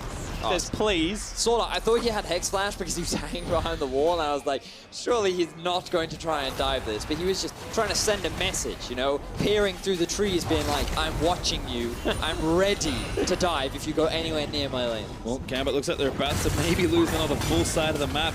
Looks like Flash Wolves are going to disengage, so good pressure there, down there onto the tier 2 bomb. But good news that it's only 5 turrets to 0 and not 6. Blue buff, though, does get taken away from the Kassadin. Positive fall, only 5 turrets, you know, only 2,000 gold down in the jungle It's position only 19 right minutes, now. don't worry about it too much.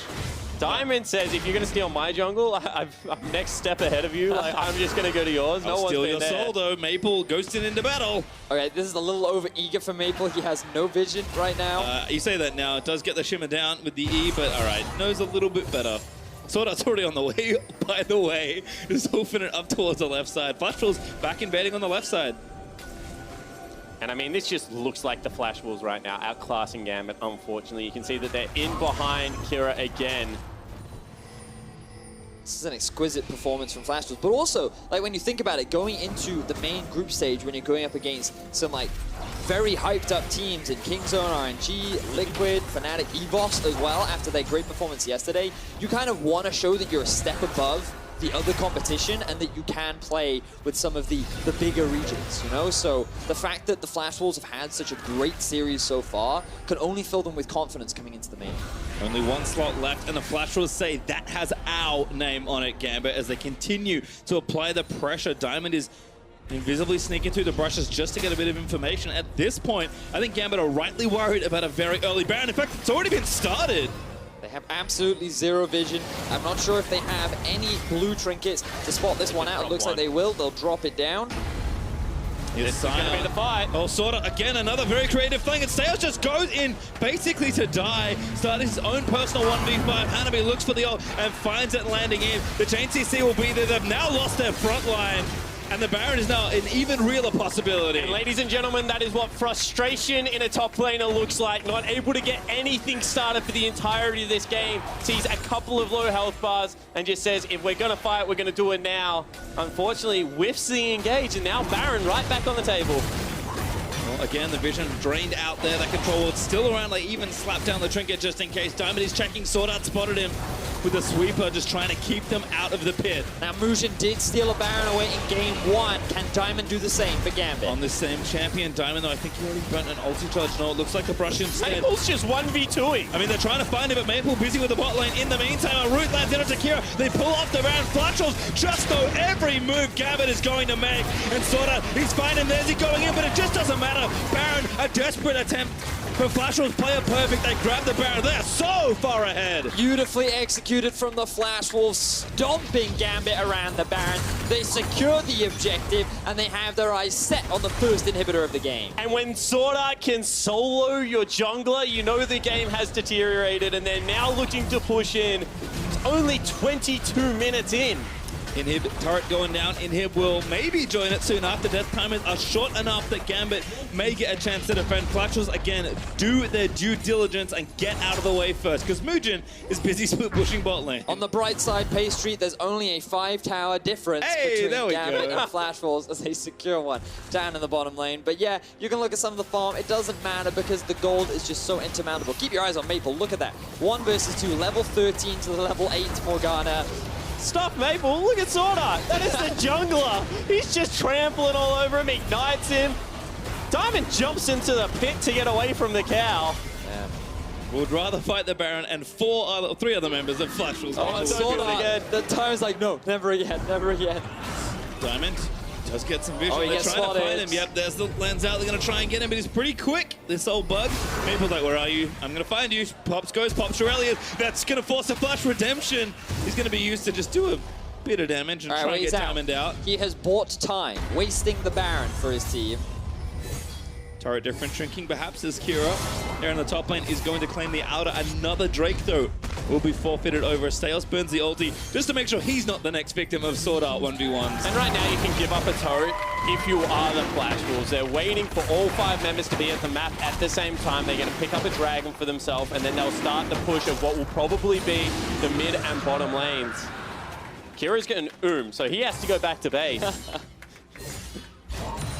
And it looks like it's a matter of time. You know, it's one of those things where you can always say level 16, 3-item casted in. Yeah. It's like the always potential win condition.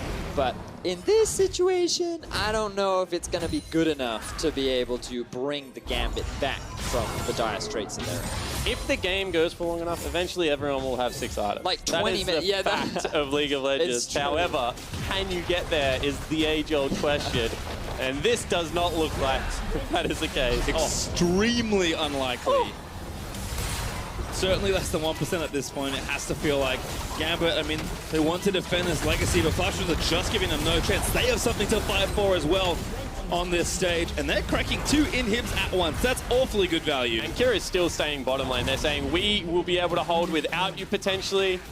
Get as much gold as you can and then come fight with us. Probably have to if the game's going to be anything at all. But Sorta finds the insta initiation onto Diamond Prox. All not ready to go. Finds it, gets 3 men knocked up. And the Totem is dying before the team fight's ever really over. Flashes are just going to use this Baron and try and take it all down.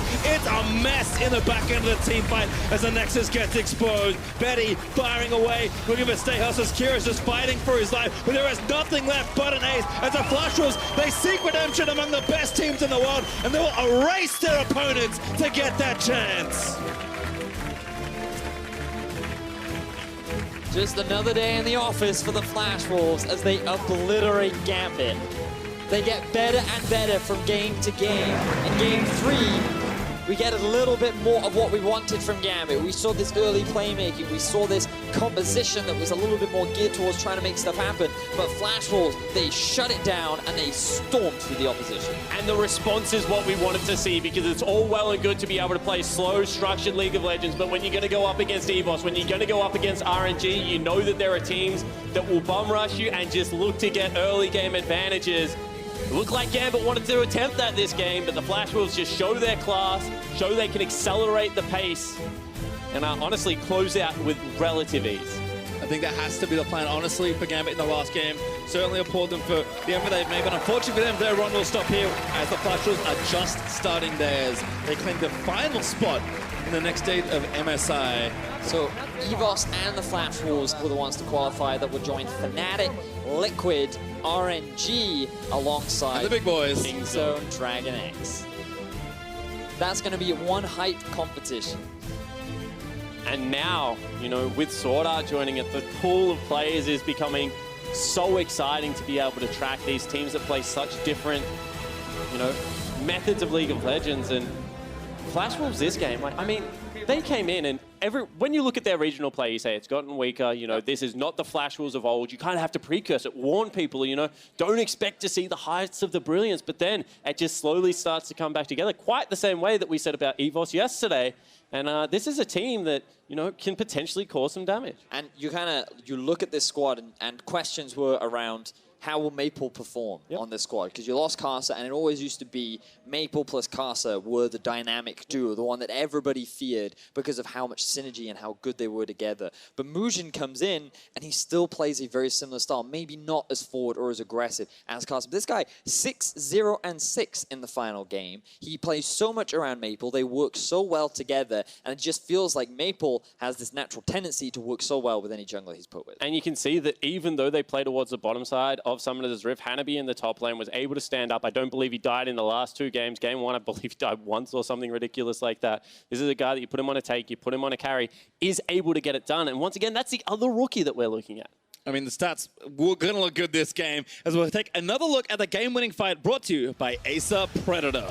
And this is, remember, a 5 versus 4 initially, and it all kicks off with Sword Art diving onto Diamond with a 3-man knockup. And Flash Wolves, they do not care what stands in front of them. They know they have such an insurmountable lead. Maple can so easily dive onto the backline, and Kira, he just offers absolutely nothing. And this stopped becoming a League of Legends game and became a turret defense game. It was like hordes of minions rushing in, you know, the big angry super bosses coming at you as well, and you were just trying to micro your way through the situation, but it was just insurmountable. Well, again, we talked a lot about the old guard, the Sword Arts, the Betty, and the Maple, the core of the old Flash was doing so well. We do have an interview with Mujin coming up, though, and moment. He's a player that I knew almost nothing about, just except for the few games I watched, and he's certainly impressed me. I've been really enjoying his performance. I think that given that he started on a challenger team not too long ago and to join the Flash Wolves, he's come a long way, and there's nothing but growth in his future. These EU junglers, man.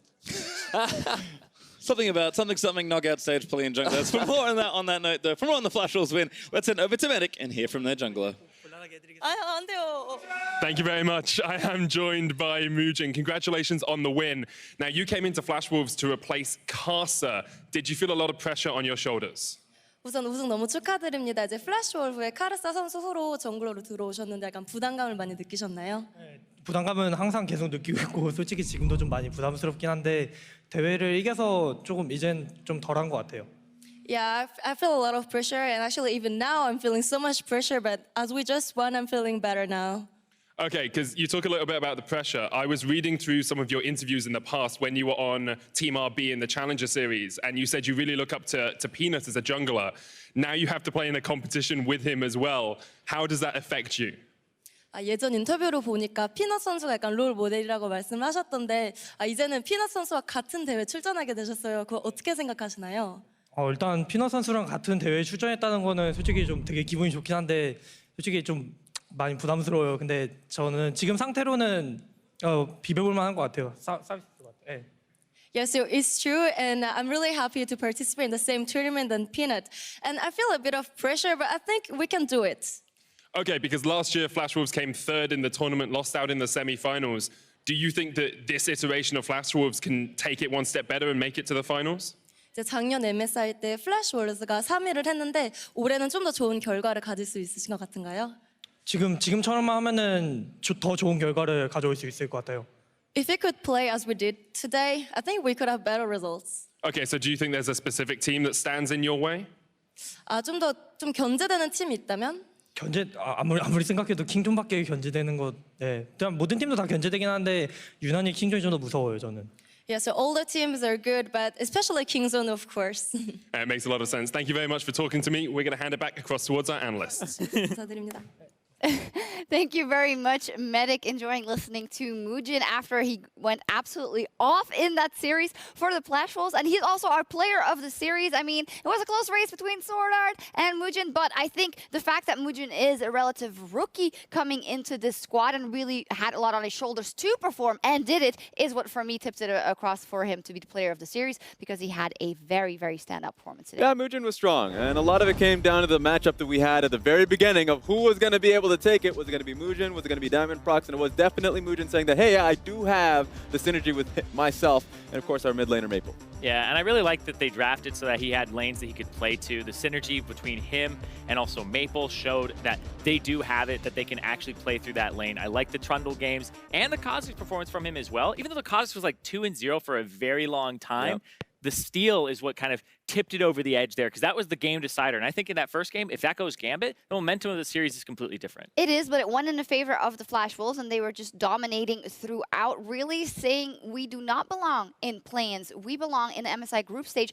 amongst the best of the best, and that is where they will find themselves. And I just want to round it up and look at the expectations that we had and now how different this Flash Wolves looks with the new members, because to me, it still feels very authentic Flash Wolves in that Mujin is great in the jungle. He has great synergy with Maple. Sword Art is absolutely still that rock bottom lane as well. That's what my expectations were coming into this one, is that they had new members, but they were playing the same style. It was just about how they would fill those shoes. Specifically Hanabi, not a lot of people were talking about him, but he was constantly getting deep wards into the Krugs, which meant that his job was being fulfilled. He was being able to get to the team fights, but he was also able to get constant vision on the enemy jungle. So, of course, Mujin was going to always have vision of what's happening, and the lanes were going to be on top of like where Mujin had to be and where Maple needed to be to support him. And it enables Mujin to make the best decision possible whenever he sees Diamond Prox. And I loved the part where Hanabi went for an Orin ultimate that baited the flash out of PvP Stehos, kind of saying, I know you don't have vision here. I've kept you under your turret. There's no way you could possibly be here. And so he's saying, I'm going to play like my jungler's here. And I love that from him, basically kind of bluffing his hand. What I also like about the Flash Wolves is that, yes, they play similarly in lane priority and with a strong mid-jungle synergy, but it feels to me that they've picked up a bit of aggression and a bit of pace, because we know traditionally that Flash Wolves are pretty good early, but they did have the tendency to let games on the international stage go pretty long, go into those 5v5 brawls. Of course, it was then only Gambit, who is a weaker team than the teams we will see in the group stage of MSI. But if that's a trend, that's a positive for the Flash Wolves. Exactly, and that point is fair about Gambit not being the competition shown today. But that being said, going into today, we heard from Sword Art being able to say that they wanted to be a lot more aggressive. That was something 100% they needed. And bringing in fresh blood, even though we had questions of whether or not he's going to fill Karsa's shoes, that's a new communication route already. That later on in the game, when they were building around Baron, they were much more interested in the team fights rather than the Baron itself. So that's going to be really interesting once they get into the main stage, how many teams actually slip up to that pressure. Yeah, because Flash Wolves, in my mind, are pretty much a team that's going to play some skirmishes early based off their mid-jungle. Then they're a 5v5 team through and through. They're going to have either a 1-4 or they're going to team fight you. They were team fighting with Kazakhs constantly. And I was like, I don't feel like that's how you should be playing those fights out. And I think it worked a little bit more in their favor, like you said, because they're up against Gambit. And up against other teams, I don't know if those 5v5s will go their way every time. And that's what I want to see moving forward, is how their team fighting holds up against the other teams. It'll be very interesting to see. To button up this series, Gambit is out. They put up a valiant fight, especially in the group stage of the planes. Their strengths showed and showed that they have something to build on, but they're just going to have to go back to the drawing board when it comes to that one step higher. The Flash Wolves are the only returning team to the MSI group stage from last year. All the other teams are different, so let's see what that dynamic looks like. And finally, Zyrene, you said it at the beginning of the day, if Flash Wolves won today, now because of that EVOS' victory yesterday, Vietnam finds themselves with a group stage spot at World. Yeah, I'm glad you brought up that thing I said earlier in the day, not the other thing I said. But yeah, Vietnam has constantly shown that they do deserve to have that spot in the group stage immediately. I mean, they've come out really kind of swinging in the last 3 international tournaments. 100%, we talk about emerging regions. They've emerged as the cream of the crop in the emerging regions. Glad you brought it up, by the way. Your prediction sucked. You had Gambit winning 3. Get out of here. Get out of here. I've got your back. Why are you going to do this, Shox? Just let me go. Now you get back out of here. I thought I'd get off the desk without it, man. I faced the flame earlier. Now it's your time to shine, buddy. I prefaced it. It's such an ungrateful position to be in, because you have to work with not all the information just based on opinion, and then you get rinsed completely when you're wrong. Keep defending me, Shox. I need this. You suck. But that's the thing. That's the beauty of this kind of stage, because you don't get to see EVOS. You don't get to see Flash Wolves. And the only information you get is 2 patches ago. Yeah. So a lot of that information, even though we know these teams are clean, or in EVOS, you're like, well, sure, maybe they have some missteps in their own region. They come in preparing ultimately for that best of 5. He's defending his yesterday prediction instead of talking about today. You know what? Guys, I'm going to cut you off. Go ahead. Sorry, talking about information. We're going to get some more insight and information from the Flash Wolves as Medic is standing by with Maple. Thank you, guys. I'm joined by Maple. Congratulations very much on that win. The Flash Wolves has changed quite a bit in the last year. You brought in Hanabi and Mujin as well. Exactly how has the team changed over the last 6 months? 恭喜你们赢得胜利。然后你们这次有新的队员，就是哈拉比跟木金加入。那在过去6个月以来，这对你们的队伍有产生什么样的不同的变化吗？木金的话，就是其实风格也跟卡萨蛮像的，所以其实跟我也蛮搭的。然后上路哈纳比的话，就是他的战术更多元嘛，因为他的角色他会玩一些斗士，然后像 GP 啊、卡米尔这种的，所以让我们的上路变得更那个灵活。So in the case of Mujin, he's really similar to Karsa in terms of play. So I have no problem gelling with him. My chemistry with him is pretty well. And on Hanabi, he has a wild style of play, and he has a wide champion pool. So that brings us more dynamic and like bringing fighters like GP or Camille into the game for us. They both seem to have gelled quite well with the team. The last 2 times you have been at MSI, you've come up to the semi-finals, haven't been able to make it any further. Do you think with this new lineup, you can make it all the way to the finals? 所以过去你们打 MSI 的时候都只有进到4强，那没有办法再晋级。那这次来讲，你们觉得这次比较有希望再更进一步吗？就每次国际赛，因为我们 MSI 都是4强嘛，当然会希望这一次一定要突破，就是比以前更好的成绩。Yeah, we always reach semifinals in MSI in the past. Of course, we want to surpass that, so we want to try and get to the finals. Makes a lot of sense. And the last time we saw you on an international stage, it didn't go too well. You only won one game at Worlds. Is there a lot of pride on the line for you specifically at MSI this year? 就像我们去年打世界赛的时候，你们只有赢1场。那这次来又到国际级的比赛在 MSI， 你们想证明什么？那一年世界赛的话，我觉得就是因为我们打很差嘛，然后重点是没有把平常我们训练赛的东西打出来，所以这次的话就是我们要把我们练习的100%，然后展现在比赛上面这样。We didn't do that well at Worlds because I think we didn't showcase our talent like what we did in scrims in the games. This time we hopefully will show what we practiced 100% during the games, and we'll probably do better. I hope to see you play well. Good luck in group stages as well. Thank you very much, and back to you. Thank you very much, Medic and Maple. And this is the part where we get to theorize about how good the Flash Wolves and the other teams can do at the MSI group stage. Let's take a look now that we have all our representatives in the group stage, all 6 buttoned up. After the play-ins, we have EVOS most recently joining Flash Wolves just today. Fnatic from Europe, Team Liquid, Kingzone, Dragon X, and in the end, Royal Never Give Up from the LPL. First off, let me say, this is a wonderful, wonderful composition of group, I would say. We have all new representatives outside of the Flash Wolves. We have a VCS representative back in there, and we have new champions coming out of all the regions. Yeah, I really like it because it's refreshing for almost everybody except for the Flash Wolves, especially for North America, because now a different team can let us down in the group stage.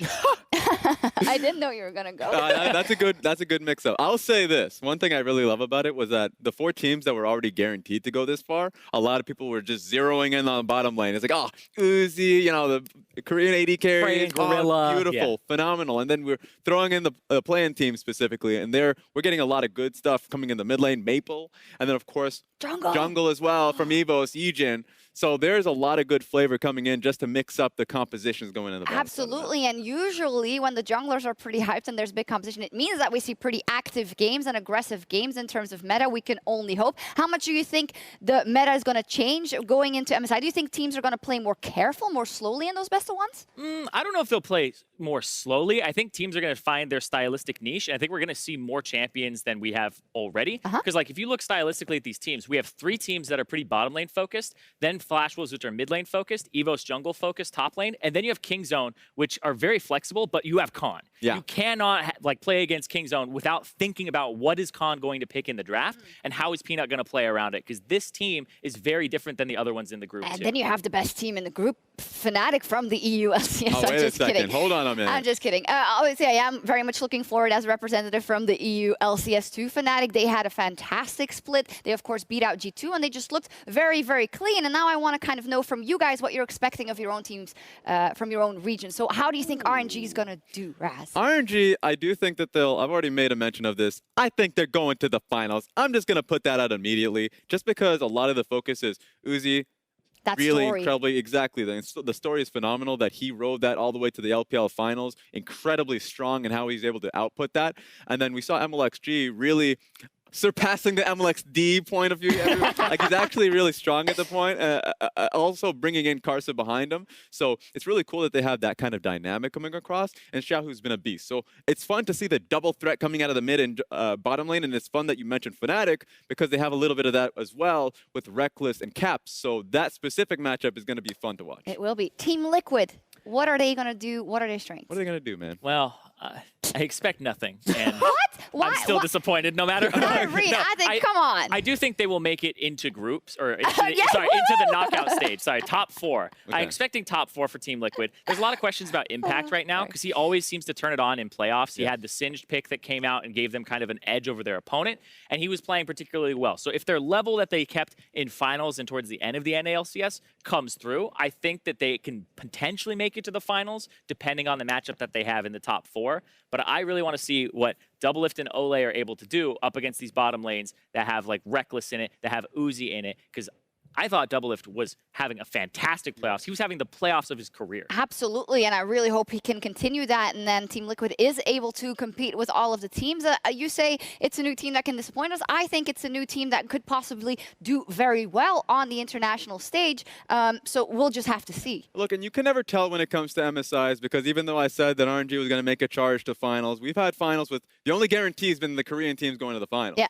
So this time around, perhaps Kingzone Dragon X comes through, but is it going to be the North American team like CLG did? Is it going to be like the European like G2 once did? So a lot of the times you get those teams that make the stretch, and you only really find out their level in the group stage. So the group stage, like, I'm going to love to watch it. I mean, I'm saying RNG, but I'm a little scared. As you mentioned, well, it's clear that Kingzone Dragon X is going to be in the final. How big is the gap between them and the rest of the playing field? Between them and RNG, I don't think it's astronomically large, but I think between them and the rest of the field, I'm saying they drop probably one game in the group stage. Yeah, when they're already qualified for the next round. Oh, there's also that extra caveat now that if you end #1, you get to pick who you play in the semifinals. I cannot wait for the Salt. As far as I remember correctly, that is the case. I hope that is correct. Okay. So that I'm just looking forward to the Salt mine that is going to explode when something or the other happens. But it does give you even more incentive to really, when often we talk about teams sandbagging here or there or whatnot in the group stage, no, it's fantastic if you get that #1 spot and you get to pick who you want to avoid in those semifinals. Yeah, because I think we had something where Chinese team was #1, had to go against Korea in the first round. Feels bad, man. Feels and very it ended bad, up being like, oh, you wish you probably had the Korean team do a little better, or you could have picked somebody else. So that would be cool. Well, a lot to theorize, and well, we'll know on Friday already. That is when we come back and go into it with the group stage. It's starting at 11 a.m. Central European Summertime. That is 2 a.m. Pacific Daylight Time. Again, not a lot of practice for the teams that won here today. You know, Flash Wolves straight back to the drawing board, and the very first matchup, Fnatic versus Royal. Never give up. Raz, you excited? You got to wake up early for this one, because this is when the entire European region gets let down from the beginning. I'm putting it out there, all right? I'm getting that all out there. It might happen, and if it doesn't... It might happen. Wow, that's strong. What the... At me. What's your Twitter handle? Drop. No, I'm just kidding. Also, Kingzone Dragon X versus Team Liquid is NALCS's first match. Oof, talk about trial by fire. I think we can just have it pass through at the beginning. You want to have that, bad part, and then you get to play EVOS later. Yeah. You get to feel a little bit better about yourself going to the second day that way, and so you don't have to be, let down the whole time. Get it out of the way. I think we'll also be sleeping at that point, so people in NA will miss that. No, we're watching it all, and this is what I love when we get to the MSI group stage, because it is the #1s of every region, and it's only the best of the best. Every matchup is good, and you want to watch every matchup. Yes. We'll be exhausted at the end, but we'll have our fill of great League of Legends. We saw a lot of great League of Legends already throughout the knockout stage, and you guys, you said in your big plays on Twitter. Let's take a look, brought to you by Acer Predator. First up, Warzone. He backed up his trash talk about GBM yesterday as he took down the rest of EVOS, rather took down Supermassive. Let's check out one of his plays from yesterday. Runs through the mid lane, gets a little bit of extra experience, just enough to get to level 4. We're going to have to hold that back. It's a level 6 advantage. Still comes in for GBM. He's going to try to go under, but what's Warzone doing against them? Warzone wants to fire back, just trying to sidestep. And there's nothing there for GBM. Gets the kill. Now Stonemage maybe next. Here comes the Graves. They're going to get another one. Oh my God, outplayed. What is Supermassive doing? I think GBM has just lost his mind that for a is second. the exact moment GBM got tilted off the face of the earth. I'd be tilted too, by the way. That's not good. That's not good. Warzone, fantastic job by him, but also the jungle carry for EVOS came up huge. At Magic of Limbo was inspired, tweeting, Yijin getting me hyped to play some Graves jungle and feed uncontrollably. So there's no objective reward here for Supermassive. Now Yijin, what is he doing? Oh, here comes the Ornn ulti. Oh, he's gonna go for it! Oh my God, goodbye. That's not a Kha'Zix, that's a Graves, baby. In the middle of everything, the shotgun hitting home, melee range, and he is not concerned, but he should be. The shutdown comes through from GBM. Stark still trying to turn this fight, still trying to keep it going. Meanwhile, Slay is pushing on the top side. Supermassive grasping at straws, just trying to kill the Ornn, but he's still... Oh, it went, but this is where the plays were a second ago. That's definitely my standout of the tournament so far, is just Yijin's performance, because it got me really hyped to go play some jungle, just like he was saying, and be like, I want to try to carry, because it's something that a lot of junglers haven't felt in a while, where they feel like they have a lot of agency in the game. And that's all the future competitors out there in MSI main stage. They're going to be looking at that play specifically, and it's like, that's mind games. Why is he even there? His team's not even going to support him. He just knows he has the damage. 2v5. and they get 2 for 2. Well, that is actually bonkers. One of their those competitors, he threw down the gauntlet today already. Mujin was an absolute beast on Kha'Zix in game 1 at Senders. 1-2-7 jumped on the hype train. Baron Steel, let's go. The carry is dead for Flash Wolves. They do have the... Oh, TP unavailable for Hanabi. Gambit now on the Baron. Keep your eyes on Mujin. Trogath around here as well, but like you said, he's a little too late. Mujin going to try and make a steal happen, but they're trying to snip him out. He's going to make it into the pit if he can try. He needs to time out well. He's so low on health. This is Mujin steals the Baron away. Nice. Love it. Yep, I love it too. You know, you just get to those points. You already mentioned that was a pretty series-defining play where the guy just goes through, and he had Edge of Night too. That's what the worst thing about it too. He had Edge of Night, so it's like, yeah, you can proc it off, but then you need to commit another CC point. So it's Braum holding the ulti, everyone's trying to hold their ability to stop him, and he just finds his way inside the pit anyways. Yeah, and when I was looking at that again, I noticed that the middle lane has all these super minions that are pushing into the base of Gambit. So they are on a timer, so they felt rushed to do the Baron, even though the smite isn't up for another 10 or so seconds. So they're in a position where you hold the Baron for 10 seconds, and then you take all that damage, or somebody has to go find Mujin. So it was just kind of in the moment with all of that hype and the stakes, you can't make a mistake in terms of team play, and they made one right there. Yeah. This will be the end of the Plains stage, guys. A lot of great plays, a lot of good teams. Favorite moment from Plains, go. Ejin. Oh, wait a minute. Oh, Ejin. Yeah, I'm taking... I mean, sorry, working with Raz. Oh, okay, all right, yeah, I agree. No, well, it's going to be us for us here for the MSI Plains. Thank you. We will see you as we kick off the group stage on Friday. And to the occasion and the end of the Plains, I think we need to bust some moves as we go.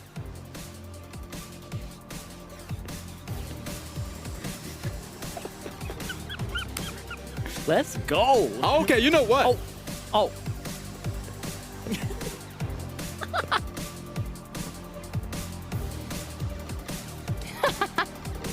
I love my job. Where you going, Raz? Where you going?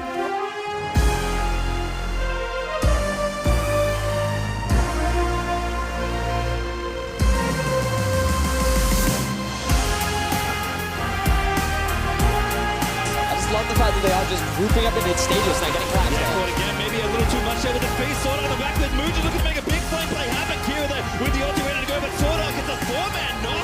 And he can smell it. He wants it, he's aggressive, tries to pull the feathers through. Everybody gets blown, trying to snip him out. He's going to make it into the pit if he can try. He needs to time out well. He's so low on health. This is Mujin steals the Baron away. Nice. As the Fighters will take the first Nexus in what should be one hell of a series. Played, Maple coming up, he's got the ear, great pulver. The Flash is going to pull him back in, and first blood goes beautifully. Mujin getting aggressed on his Stayhouse back in the front line, gets a knock up, they're going to try and take down the jungler. That could be Baron, but Maple, he's plugging the ulti and charging up the Nova. Roddick cutting back around as Stayhouse does fall. Good knock up from Sejo. Actually finds the 80 carry very low, and now they're going to go with Maple. Burns is on his sword, taking it up by Kira. Already dead, there's just too much of battles. Too far ahead, we're going to score a triple now. One game away from reaching that goal. Here we go, charging down the bot lane. I think they have to know what's up now. Sorta barely going to miss beating a binding of Benny. About to get drifted up. First blood charging straight in. It is Stayhouse onto Benny. Oh, Kira's flanking who? Kira, yep, got to be careful. Over the wall you go. Oh, he goes onto them. I think it must have been a misclick. I mean, they're trying to find him, but Maple busy with the bot lane. In the meantime, a root lands into Kira. They pull off the round. Flatchels just know every move Gambit is going to make. And Sorta, he's finding there's he going in, but it just doesn't matter.